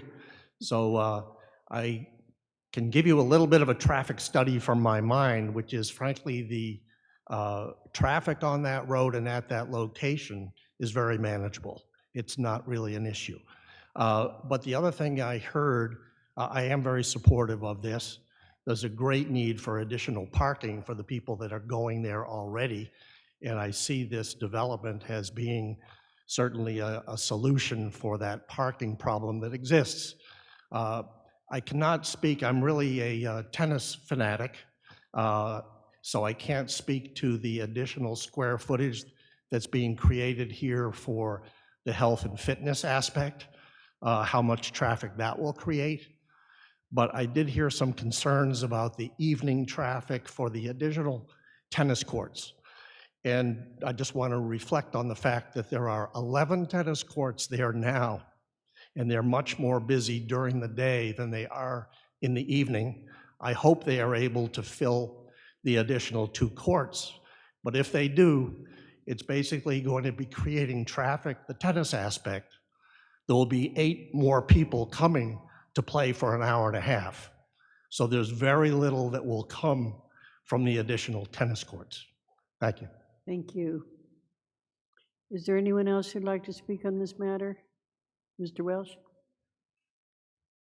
Thank you for allowing me to speak again. I just would just say in regards to the ice rink, certainly good information. However, the issue with the swim club in particular, again, longtime member of the swim club, lots of my family go there. When you get into the hours when there's actually swim season and you've got parents rushing down that street, I mean, they are definitely going faster than they were in February 26th. I can tell you that right now. And there's going to be a lot more of them. It's a constant hum of traffic in that area. So yes, the ice hockey rink adds to it, but this alone is a major increase in traffic, and 1.04 is just not even in the realm of possibility when it comes to the volume of traffic from a February 26th date. So appreciate it. Thank you. I think that is one of the problems, is that unfortunately the study was being done during a time of year when the facility was not being used to maximum. And I know that you're constrained, you've been asked to do your study at a certain time, but this is a situation where the use of the facilities is much higher. We're getting into the season where it's going to be much higher than it was during the time when you took the figures. But I would, Hazel, just to go off of that, at the same time though, if people are saying that there's a lot of traffic from the hockey rink, and the hockey rink is not going to be used as much, maybe the peak season of the fitness facility. Just my thought. I mean, I'm not a traffic expert. This is why we lead towards those who are, and the data's collected. I think in the questions about the speed and of the drivers on the road, I would ask maybe reach out to the local police department. We can't dictate speeds. Perhaps that select board can change the speed of the road there. I don't think that's. And if people are going, sir, if people are going faster than that, we can't go out there with radar guns. The planning board can't, but I'm sure the local police department could. And I will say too, relative to the seasonal adjustment, if 4% is low, if that's some people's feelings here, that's been tested from years and months that take into account February snowstorms, January snowstorms. It's not like we're new to snow. This is the only year we've had snow. That's been the case here for as long as it's been this, in this area. So those seasonal adjustment factors do try to take into account as best practical to represent an average month condition. Whether it's 4%, 6%, 10%, based on the operation results that we see, that these are just over the threshold of level of service A into level of service B. There's a long way to go to get to level of service D, E, and F. So whether we bump it up by 10, 15%, I don't believe it will change the overall takeaways and the results of our study, which are that these intersections do have the capacity to accommodate this site traffic. So that's a great point. And I guess I would ask, and I don't know if it's possible, but can you go back and see at what point does the traffic percentage increase? Does it detrimentally decrease the safety of the roads, right? So if people are saying that 4% isn't accurate, but you're the traffic expert, you're saying it is accurate, just so we can make a buffer there, that would be helpful to understand. I also wonder if we want to get like club usage by month, right? To get a sense of volume people, right, in the summer versus winter. Obviously not from traffic, but I think actually if we can obtain figures as to which John suggested on the fact that if at what point does the traffic reach an E or an F, In other words, I mean, compared to what we're at now, would probably give us a better figure Yep. and reading on, you know, what we're talking about. Two people, I mean, if we had to jump to 1,000 cars, you know, every hour, then are you then reaching the E or F, which makes the intersection untenable as far as traffic goes? But I think that's the figure we really would be important to have at this time, to be able to compare it to what it is now. And it then may become obvious that you're not going to have an additional 1,500 cars, no matter what the uses of the facility. So if we could get that figure and at our next meeting, that would be very helpful. Okay, yeah. Are there any other questions from the board on this? Then and are there any other questions from anyone in the audience on this project? I would just add one more for the applicant. Regards to screening, the neighbors, thank you for coming up, and obviously not familiar with your home and how it's situated on your lot. Can the applicant just look a little bit further into extending the screening beyond what we discussed? And that's really not, I'm not asking, I'm saying we would like to see that. And so just as I stated earlier, we're screening well past their boundary for that reason already. Because we know that their property isn't just that little corner of theirs. And so I'll bring back to the applicant the request for the fence and the screening on the other It's side the of the fence. type of screening, not, Correct. yeah, Yeah, not and so- where, I think where it is fine, it's the type. I think just being neighborly and really looking into that would be appreciated. Yeah, Thank and I'm gonna bring that comment back to the applicant. He's not here to answer that question, but. Yeah. Higher than my house. We're at the lower end of it. If you go in the field goes up.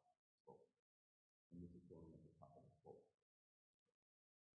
slope. Good to know. Thank you. All right, could I have a motion then to continue this matter until our next meeting, which is the 7th of April? So moved. Second. Thank you. Thank you. Any other questions? All in favor?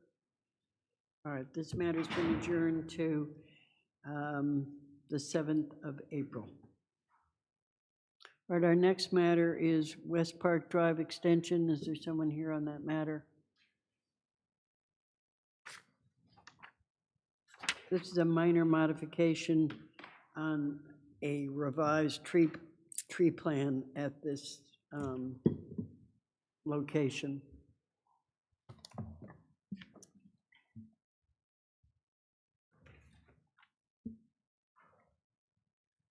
Good evening, it's Stan Feeney from Bales and Thomas, along with Dylan Ford from Caruth Capital. I think the planning board is aware that the subdivision roadway is substantially complete. The last remaining item is the landscaping. And during the original design for the landscaping, it was assumed that trees were not going to remain within the prescribed tree planting zone, which is 5 to 15 feet outside of the right-of-way. The construction was able to maintain a significant amount of trees, a lot of those specimen trees, especially on the eastern side of West Park Drive as you come up from Flanders Road into the site. So what we're requesting is a modification to the proposed tree planting plan that would utilize the existing trees that have remained as is allowed within the subdivision rules and regulations, and then to augment that with new trees so that the total number of trees meets the required average of 1 every 40 feet along both sides of the roadway. So we'd still be proposing to plant approximately 35 trees along the corridor there. And just as some background, this existing area where the right-of-way is didn't have a lot of trees in the pre-construction, as it was a emergency access route as well as a utility corridor. There's water, sewer, gas that all ran through there. So we're just looking to limit the amount of trees. There's some site conditions, there's bedrock out there, the relocation of those utilities, there was a lot of bedrock that needed to be removed. Even during the installation of some bounds to mark certain easements and right-of-way, there was rock removal that needed to happen. So I'm just trying to put the trees in the right place and augment what's out there.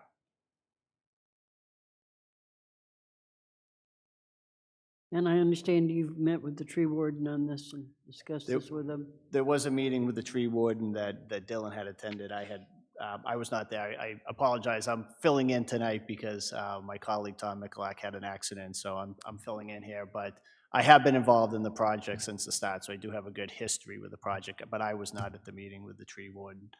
And I know the tree warden did issue a comment saying you can group the trees closer together, which we don't disagree with. It's just there's a lot of specimen trees along the eastern side of the road, 12-inch, 18-inch diameter trees that you would be planting trees underneath those trees to fit them in. So, and then on the western side, as you come in off of West Park Drive, there's a retaining wall along the edge of the roadway, and then it's down into the wetlands there. So all the trees within the wetlands down there are within well, not all of them, but there are a significant amount of trees within the 5 to 15 foot of the right-of-way. Jenny, was there any comment from anybody in the town on this? There were comments made from the tree warden. I know he had sent over additional comments that I forwarded to the board tonight. So you have those, and then the engineering department had commented in Permit Pro asking that the trees shall be planted at least 10 feet away from underground utilities. And then the conservation director did also make the comments that the proposed changes relate to street trees. Conservation defers to the planning director and tree warden as to whether the requested modification is acceptable, regardless of whether the street trees are located within a jurisdictional buffer zone, provided that the species to be planted are native trees.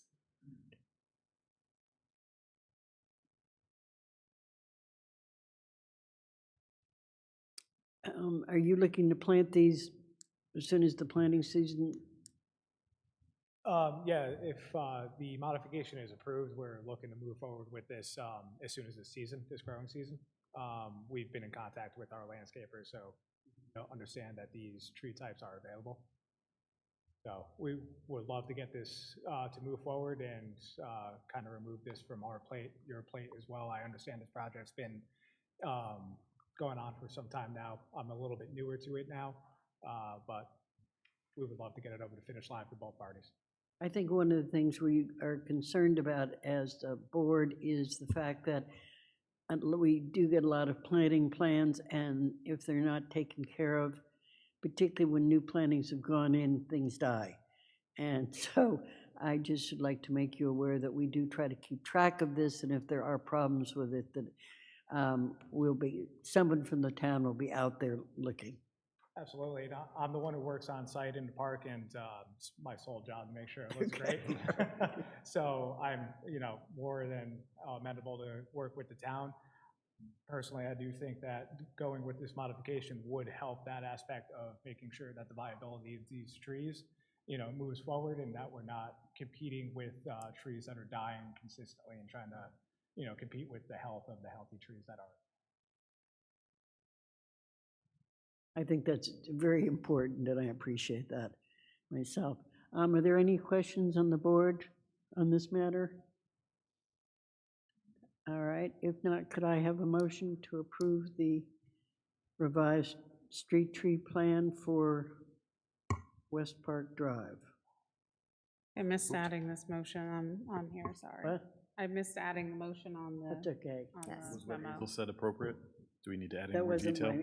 don't forget, it wasn't my motion, it's I know, yours. so Right. I was going to move it, but when she said it, Unless you have any Make it specific right. conditions. so. Second. Yeah. Are there any comments or questions? All right, all in favor? All right, good luck and keep the trees alive. Thank you, we appreciate it. Appreciate it. Sorry. You have someplace to be, Joe? Nice job. All right, our final matter tonight is 228 Ruggles Street, which is a request for a definitive subdivision.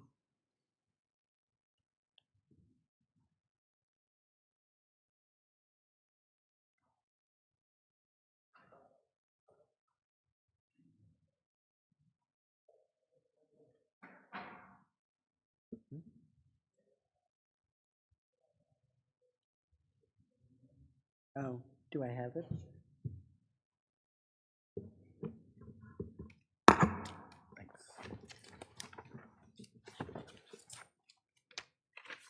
Oh, sorry. Another one of those things I always forget. We have to read the legal notice when we're opening a new project. In accordance with the provisions of MGL Chapter 40A and the subdivision rules and regulations of the town of Westborough, the Westborough Planning Board will hold a public hearing on Tuesday, March 17, 2026 at 6:30 p.m. on application record number 26-00224 to consider the application for approval of the definitive subdivision plan for the Rugged Trails subdivision. The proposed project will raise one existing older home at 228 Ruggles Street, parcel ID 4-14A-0, and create 3 new lots off a new road segment along Ruggles Street that is proposed to become town-maintained as shown on plans entitled Rugged Trails 3 lot subdivision at 228 Ruggles Street, prepared by WDA Design Group, dated January 22nd, 2026. The owner of the property and project applicant is Sandara R. Kamakolanu Guru. The public hearing will be held in the Great Hall of the Forbes Municipal Building, 45 West Main Street, Westborough, Mass. Please see the calendar on the Town of Westborough homepage, posted 48 hours prior to the public hearing for additional information.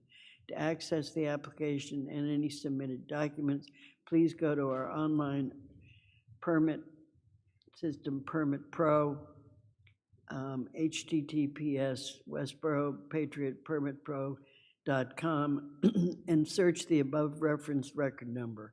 Records are also available for review in the Westborough Planning Board office at 45 West Main Street, Westborough, Mass. During regular business hours. Persons unable to attend may submit comments in writing to the Westborough Planning Board in advance of the public hearing. All right, the hearing is now open, and I turn it over to Barry. Would you introduce yourself? Who will be submitted this application on behalf of the applicant? Name is Barry Yatchison with WDA Design Group, designing this subdivision on Ruggles Street.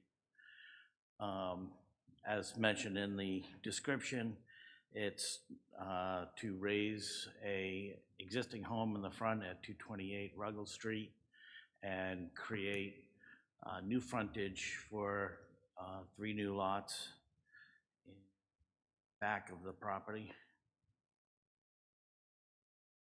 Similar to that, coming off of Ruggles Street with a 50-foot right-of-way and creating frontage for the 3 new lots. On this particular plan, you're looking at coming off of Ruggles Street with a, on the right-hand side, a new mailbox, community mailbox, coming down the hill with a driveway on the right to a cul-de-sac, and 2 other additional homes around that. There'll be utilities for sewer, water, and drainage. We just recently got back some comments from Conservation Commission and the peer review for us to address some issues in regards to draining. So again, we couldn't address them completely yet, so we'll be asking for continuance on this project as well while we answer those questions.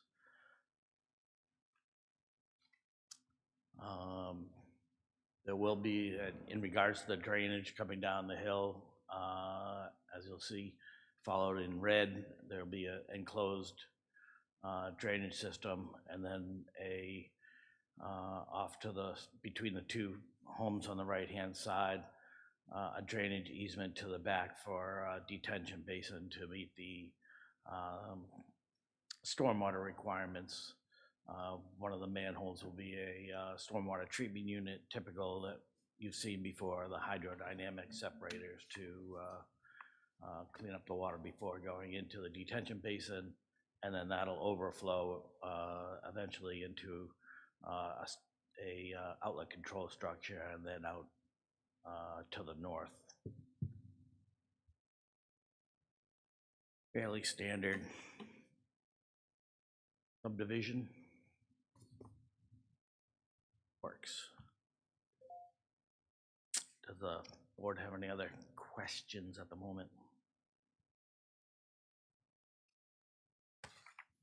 What is this property now? Is it all It's a single-family house with, it's all wooded. at the wooded? moment. Okay.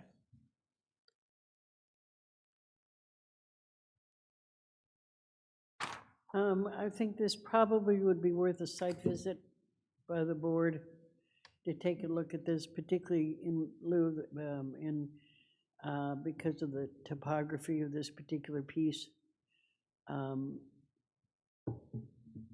does the board feel about that? I agree. All right, Jenny, maybe you could run a poll or and rerun a poll and see whether we can find a date where we can go out there. I'm not sure. Have you done any staking out there at this particular time? Believe has been some staking done, locating where the test pits, a couple of the manholes. I don't know if center line of the road has been done. But I can, are we going to have access to the site if we go out there? Are we going to be able to see something? I mean, that's what I'm asking about. Yes, we can make sure you see something and identify locations. Okay, if you could do that and then let Jenny know, and then we can arrange a site walk and certainly try to do that. Obviously, we're going to continue this to our next meeting, and I think you've got a lot of unknown or unanswered questions at this particular time as it is. We do. Okay. Will you have more information for us by our next meeting, which is the 7th, or do you need to be continued to the 14th? I would think the 14th would be far better at this Okay. stage. All right. Now, does the board have any questions for this applicant at this point? I don't have enough information to really ask many questions. My only questions are I guess, comment, I guess, since you're working on a response to conservation, but just echoing the comments about a lot of topographical and structural challenges with this site. So, yeah, it's like quite a bit. So I'm not sure how we're going to kind of mitigate some of that. I think from like a stormwater standpoint is potentially something that could be mitigated, but some of the other gaps in terms of like the bedrock depth and some of the other components, I think might not be items that we can resolve. Yeah, just stating that. One other question that I had, I did see a comment about the fact that the DPW is concerned about the number of short roads like this to become town roads versus private roads, and I think are more in favor of when you have something that's a 3 or 4 lot subdivision, that they preferred it to remain a private road. Jenny, did I see that there were some comments from the DPW on that? Yes, that's correct. Yeah, and I don't know whether, Barry, you've discussed that with the applicant.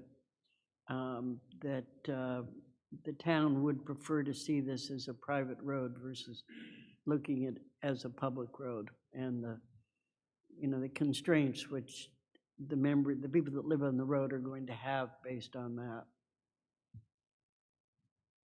Are there any other questions from board members on this at this particular time?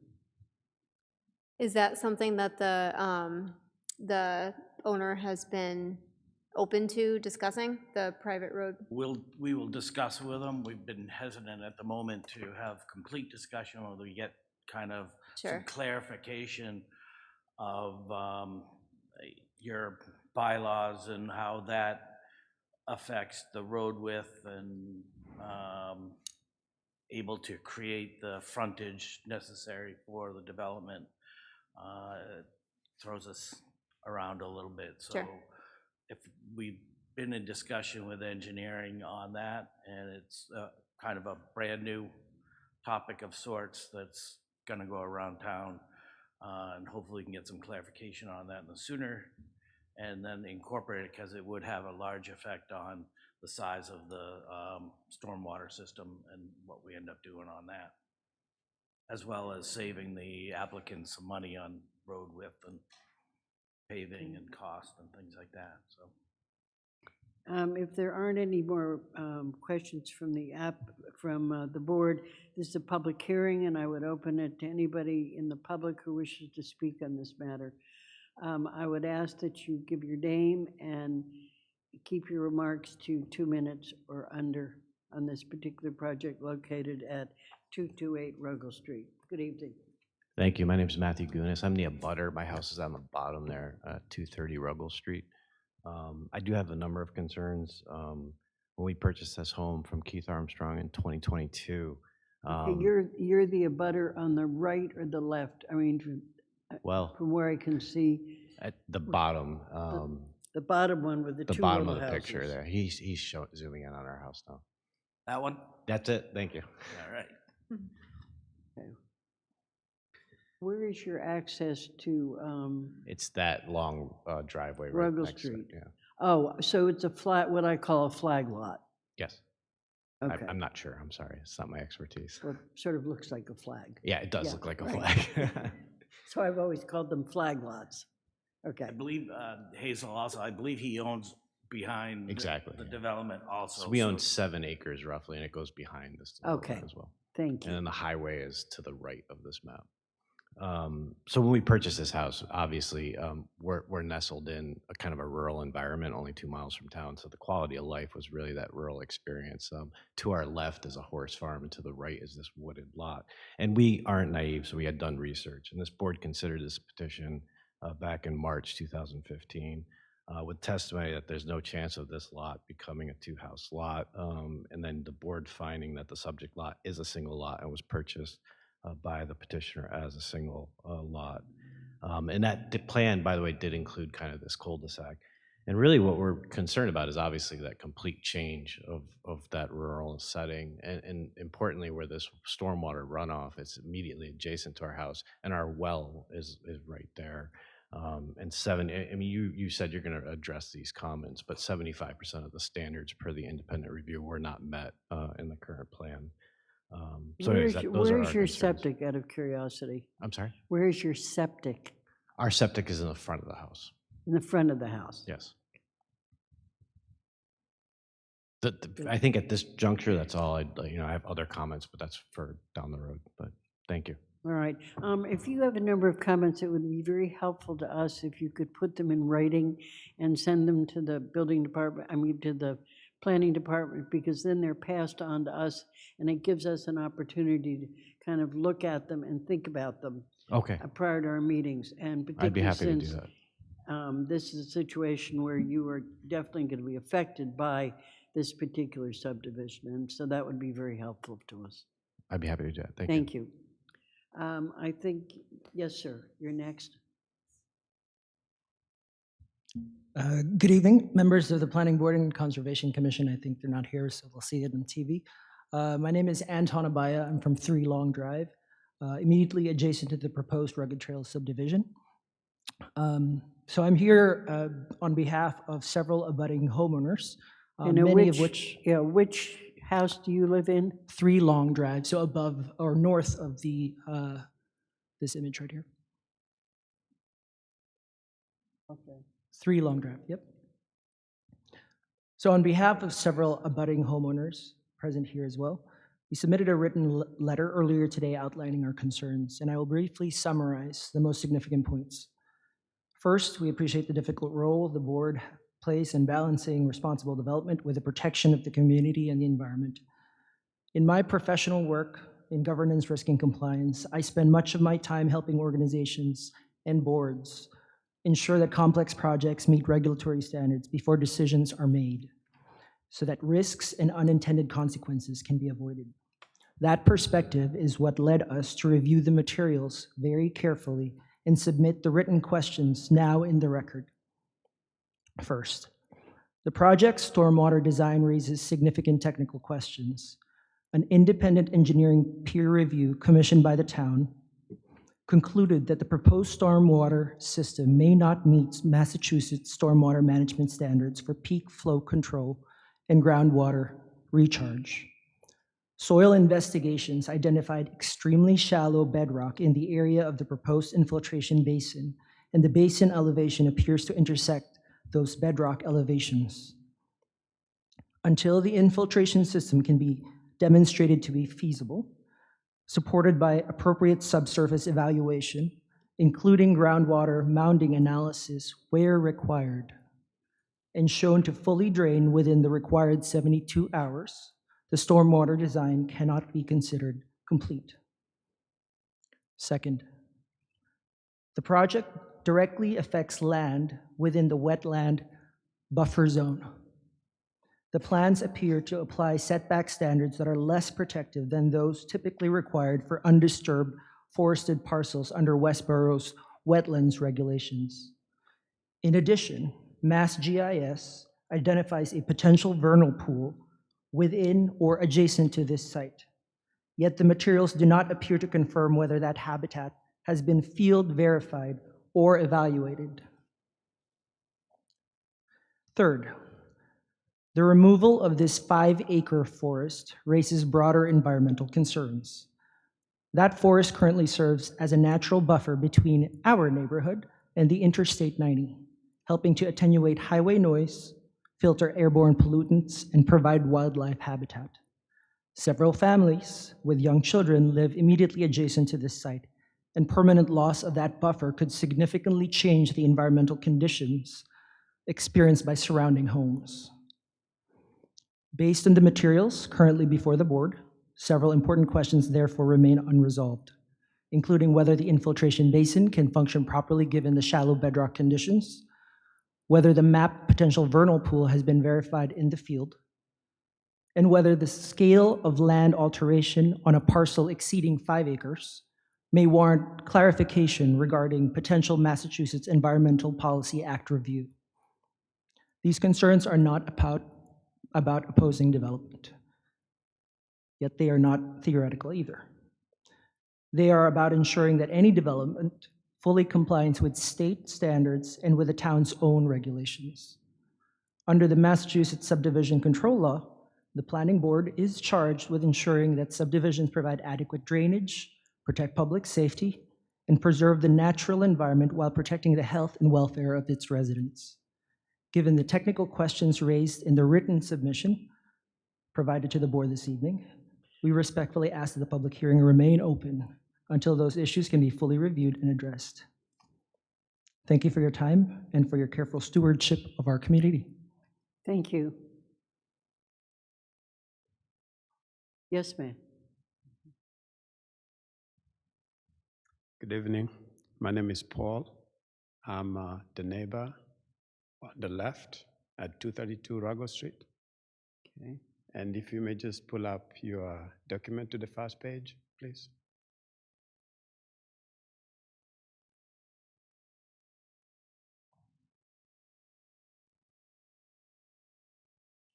Yep. So if you can look at the red line that is along the road and then crossing the road, that's my only concern. It's about the stormwater. So my neighbor approached me and said that he wanted me to be able to close that. But then that is something that was approved by the town when they were building the road to 230 Rago Street. So if he comes to me and tells me that he wants me to be able to close it, yet it's not even in my lot, it simply means that he has the intention of closing it on the other side. So where will that water go? All right, I think that is definitely a question. And it's something that engineering and DPW, I assume, will look at. Jenny, is that true? And The stormwater? yeah, what the problem that he's, Yeah, absolutely. It's included in the review with CEI, our peer reviewer. But I'll make sure that that's part of it. okay. Thank you. Thank you very much. And if any other questions, always feel free to go to our planning board and raise them. Okay. Okay? Thank you. Thank you. Yes, sir. Good evening, members of board. My name is Gopi Sadagopan. I live in 216 Ruggles Street. That's the second house that you see up there. Not the one right next to it, but the one after that on the top. I have been living in Westborough for about 30 years, with about 25 years at this home. I'm an abutting property owner and a signatory to the formal objection submitted by my neighbor, Mr. Abaya, who spoke, just about before, one before. When I look at the proposal, I see a plan that fails to meet the state standards and ignores the essential environment services this 5-acre forest provides to our community. For those of us living in the Long Drive on Ruggles Street, this forest is not an empty space. It is a living, breathing barrier. We regularly observe deer birds that depend on this habitat. Furthermore, this parcel is a critical link near the Charm Bracelet Trail Network, which I thoroughly enjoy walking, and thank you for supporting the Trail Planning Commission as well as the Conservation Board doing that. So destroying it fragments an established ecological corridor and degrades the natural experience Westborough has worked so hard to preserve. Perhaps most critically, this forest is our only shield against Interstate 90. We are located about 1,100 feet from the Mass Pike. Currently, these 5 acres of dense canopy provides high-impact sound barrier and filter dangerous airborne pollutants including fine particulate matter. If you allow this forest to be cleared, you are removing a natural filter that protects the health of our families. Without these trees, that highway roar becomes permanent and year-round. With the removal of the trees in 5 acres of land nearby, we will most likely see cars in Mass Pike when we wake up or in the yard. That's not something I'm looking forward to. To me, removal of trees and the natural barrier from this 5-acre land is going to make a gaping hole that is going to let sound, light, and pollutants to get through from Mass Pike into our homes. And I do have an exhibit that I just sent it some time back, and if you look at that piece there, this is if you look at, if this opens up, it essentially gets straight through, very close to Mass Pike, a hole opens up when all these trees are destroyed. And you submitted that to the planning department? Yes, I did. Okay, thank you.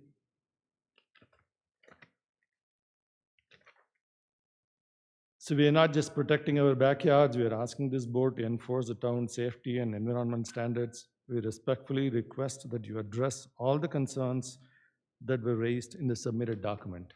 Thank you. Is there anyone else who'd like to speak on this?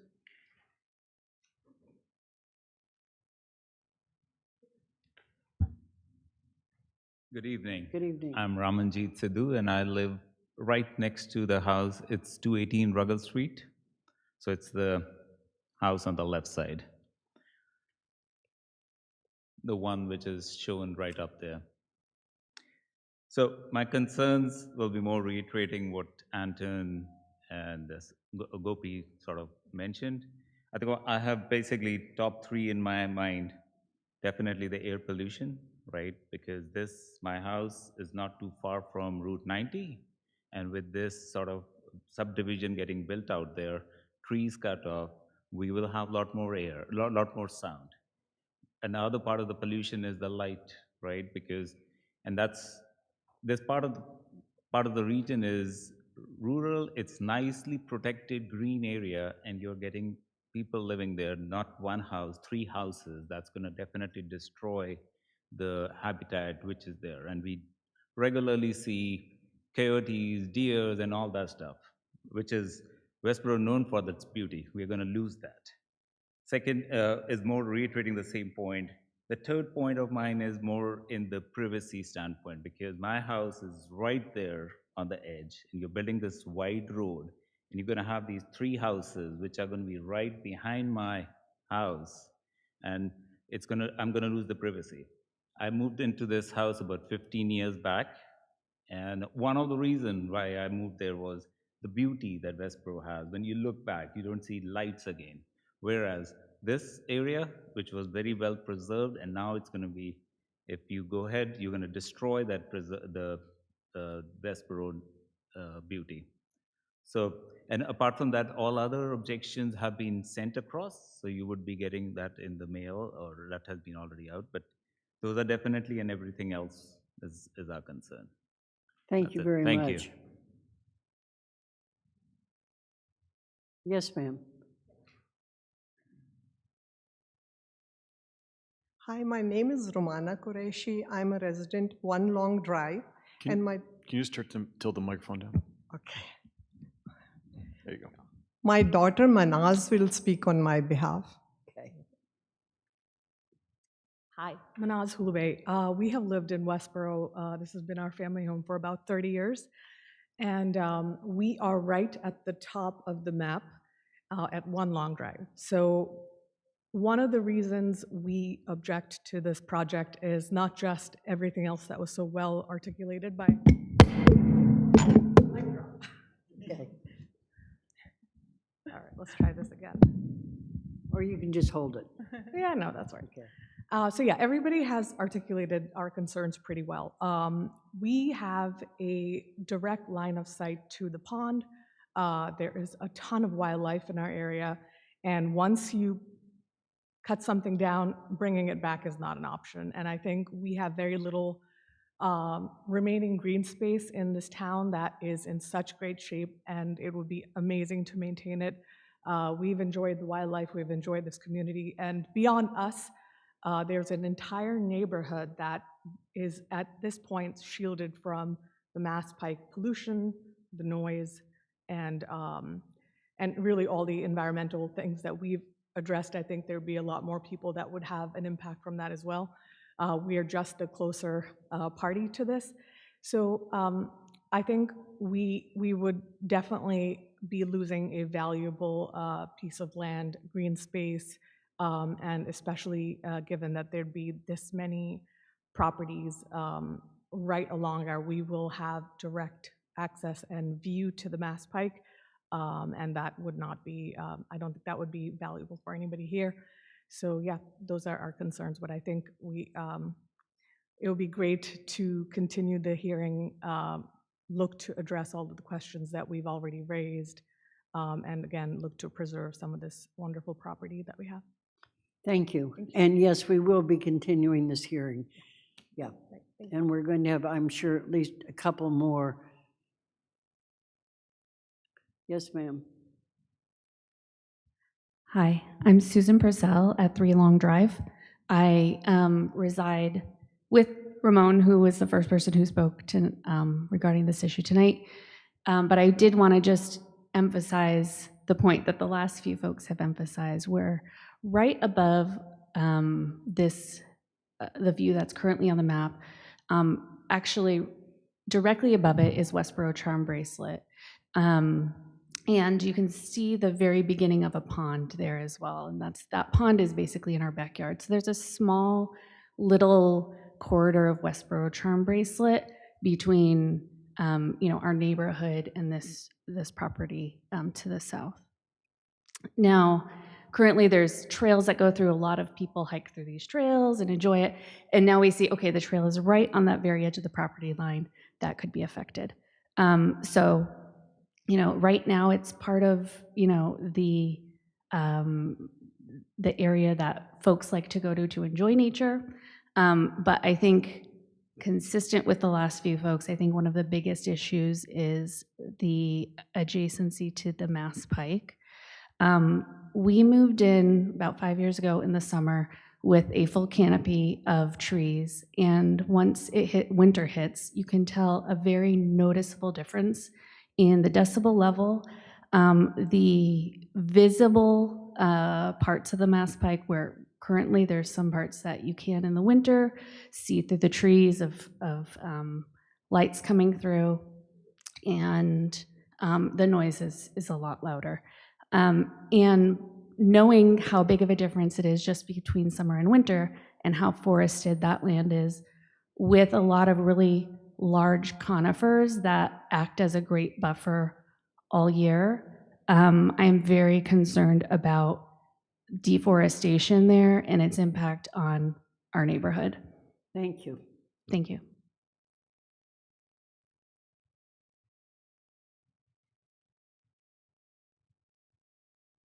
Hello, Hello. my name is Manit Korkoli. I live at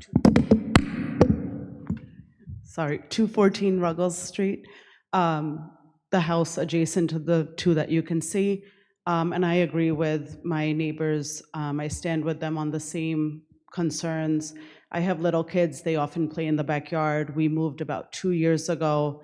The nature, the beauty. Now that with daylight savings time, they are able to stay out later. We do hear the traffic from I-90, and the concern is the noise and the pollution. If there were houses built and more trees cut down, we already hear a significant amount of noise, that it would definitely be much worse. Also with the wildlife, you know, the concern of seeing more wildlife if where they're living is currently cut down. So, Thank you. as they all said, thank you.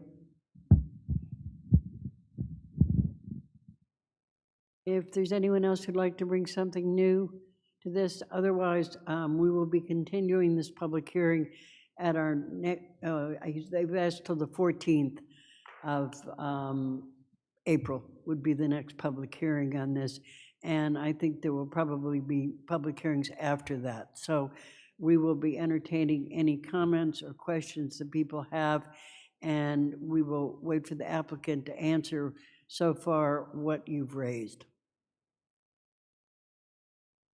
Are there any questions from the board on this tonight, or are we ready to close the public hearing, continue the public hearing to the 14th of April? Could I have a motion? I move that we continue the hearing for this 228 Ruggles Street to the meeting on April 14th, 2026. Second. All in favor? Okay, thank you very much. We have matters to continue, so if you would leave quietly, I'd appreciate it. Or stay Or quietly. stay. This is the option. All right, 66 Otis Street. Jenny? So we did receive the signed easement, so we have that on hand for that easement. So we can take that off the agenda? We can take it off the agenda now, yeah. I left it on because it had already been posted, so. Excellent. But we have that in hand. All right, any other updates? I wanted Kristen to just give a brief update of the Climate Action Fair, or the Sustainable Action Fair that was on Saturday. Planning had a booth, so I asked if she could give just a brief update to the board. And then I'll just mention while she's getting ready that we plan to have the meeting for the downtown Rotary project to show the preliminary design that we came up with based on the feedback from the community on April 15th, which is a Wednesday night in the Great Hall, so this room. But we'll be sending out some flyers and putting them in different places throughout town and posting it on social media as soon as we have that ready. Good evening. My name's Kristen Belanger. I'm the Assistant Town Planner. This past weekend on Saturday, Sustainable Westborough sponsored the Environmental Action Fair at the high school. Myself and Anne Marie attended the planning booth there. We also had 2 of the students volunteer to help us as well from the Westborough Forward group that came and spoke to you. So that was really beneficial. The focus of our booth this year, obviously, we want to have some kind of environmental link. So with our active transportation plan coming up, we thought we would ask some questions revolving around how people walk and bike in Westborough. And then they were able to give input on places that they think work, that they feel comfortable in, and then places that they think need improvement, have unsafe crossings, missing connections, or potential areas, areas in town that they think have potential. So we talked to a lot of people. I haven't been able to add up all of the responses yet and go through that, but I will present that to you at some point. One of the things in the top of my head, I remember there were quite a few comments regarding Route 30, so Nurse Street and West Main, better connection on that road as far as bike access or pedestrian access to different places along that route. And then also Ruggles Street, that was a big one. There were a lot of families at this fair, so a lot of their concerns are, we live in one of the many neighborhoods off of Ruggles, and we would love to be able to walk to downtown or walk to Vale School or walk to the high school, but there's, missing areas along Ruggles Street, so just trying to make some more connections in that area of town. But we got a lot of great suggestions, so I'll share those all with you. Anything else? Thank you, Kristen.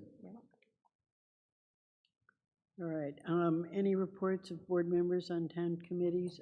I did go to a design review meeting, and I can't remember. A video bank. I was trying to remember for a couldn't second, remember too.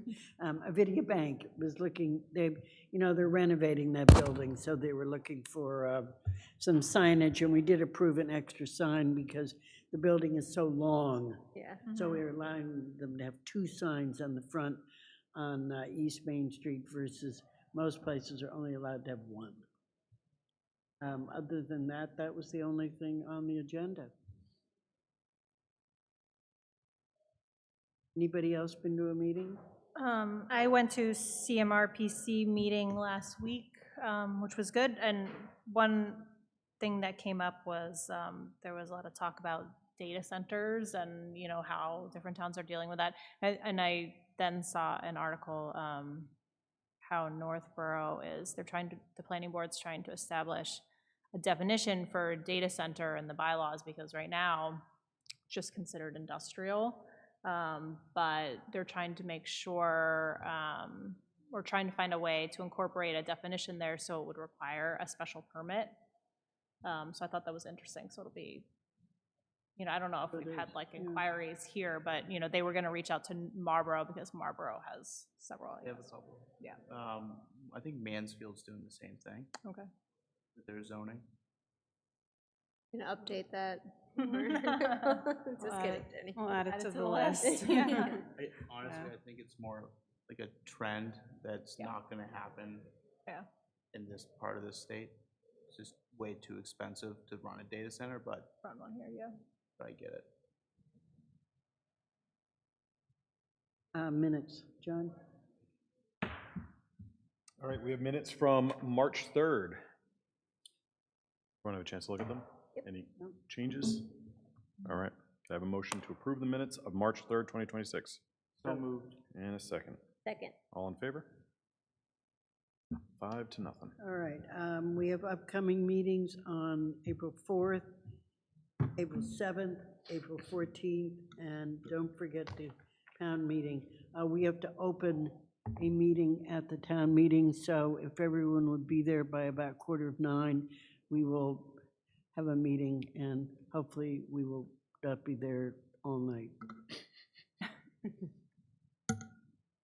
It looks like most of it's financial from what I could see looking at the warrant money. All right, is there anything else anybody'd like to bring to the board tonight? If not, could I have a motion to adjourn? So moved. Second. All in favor? Thank you all.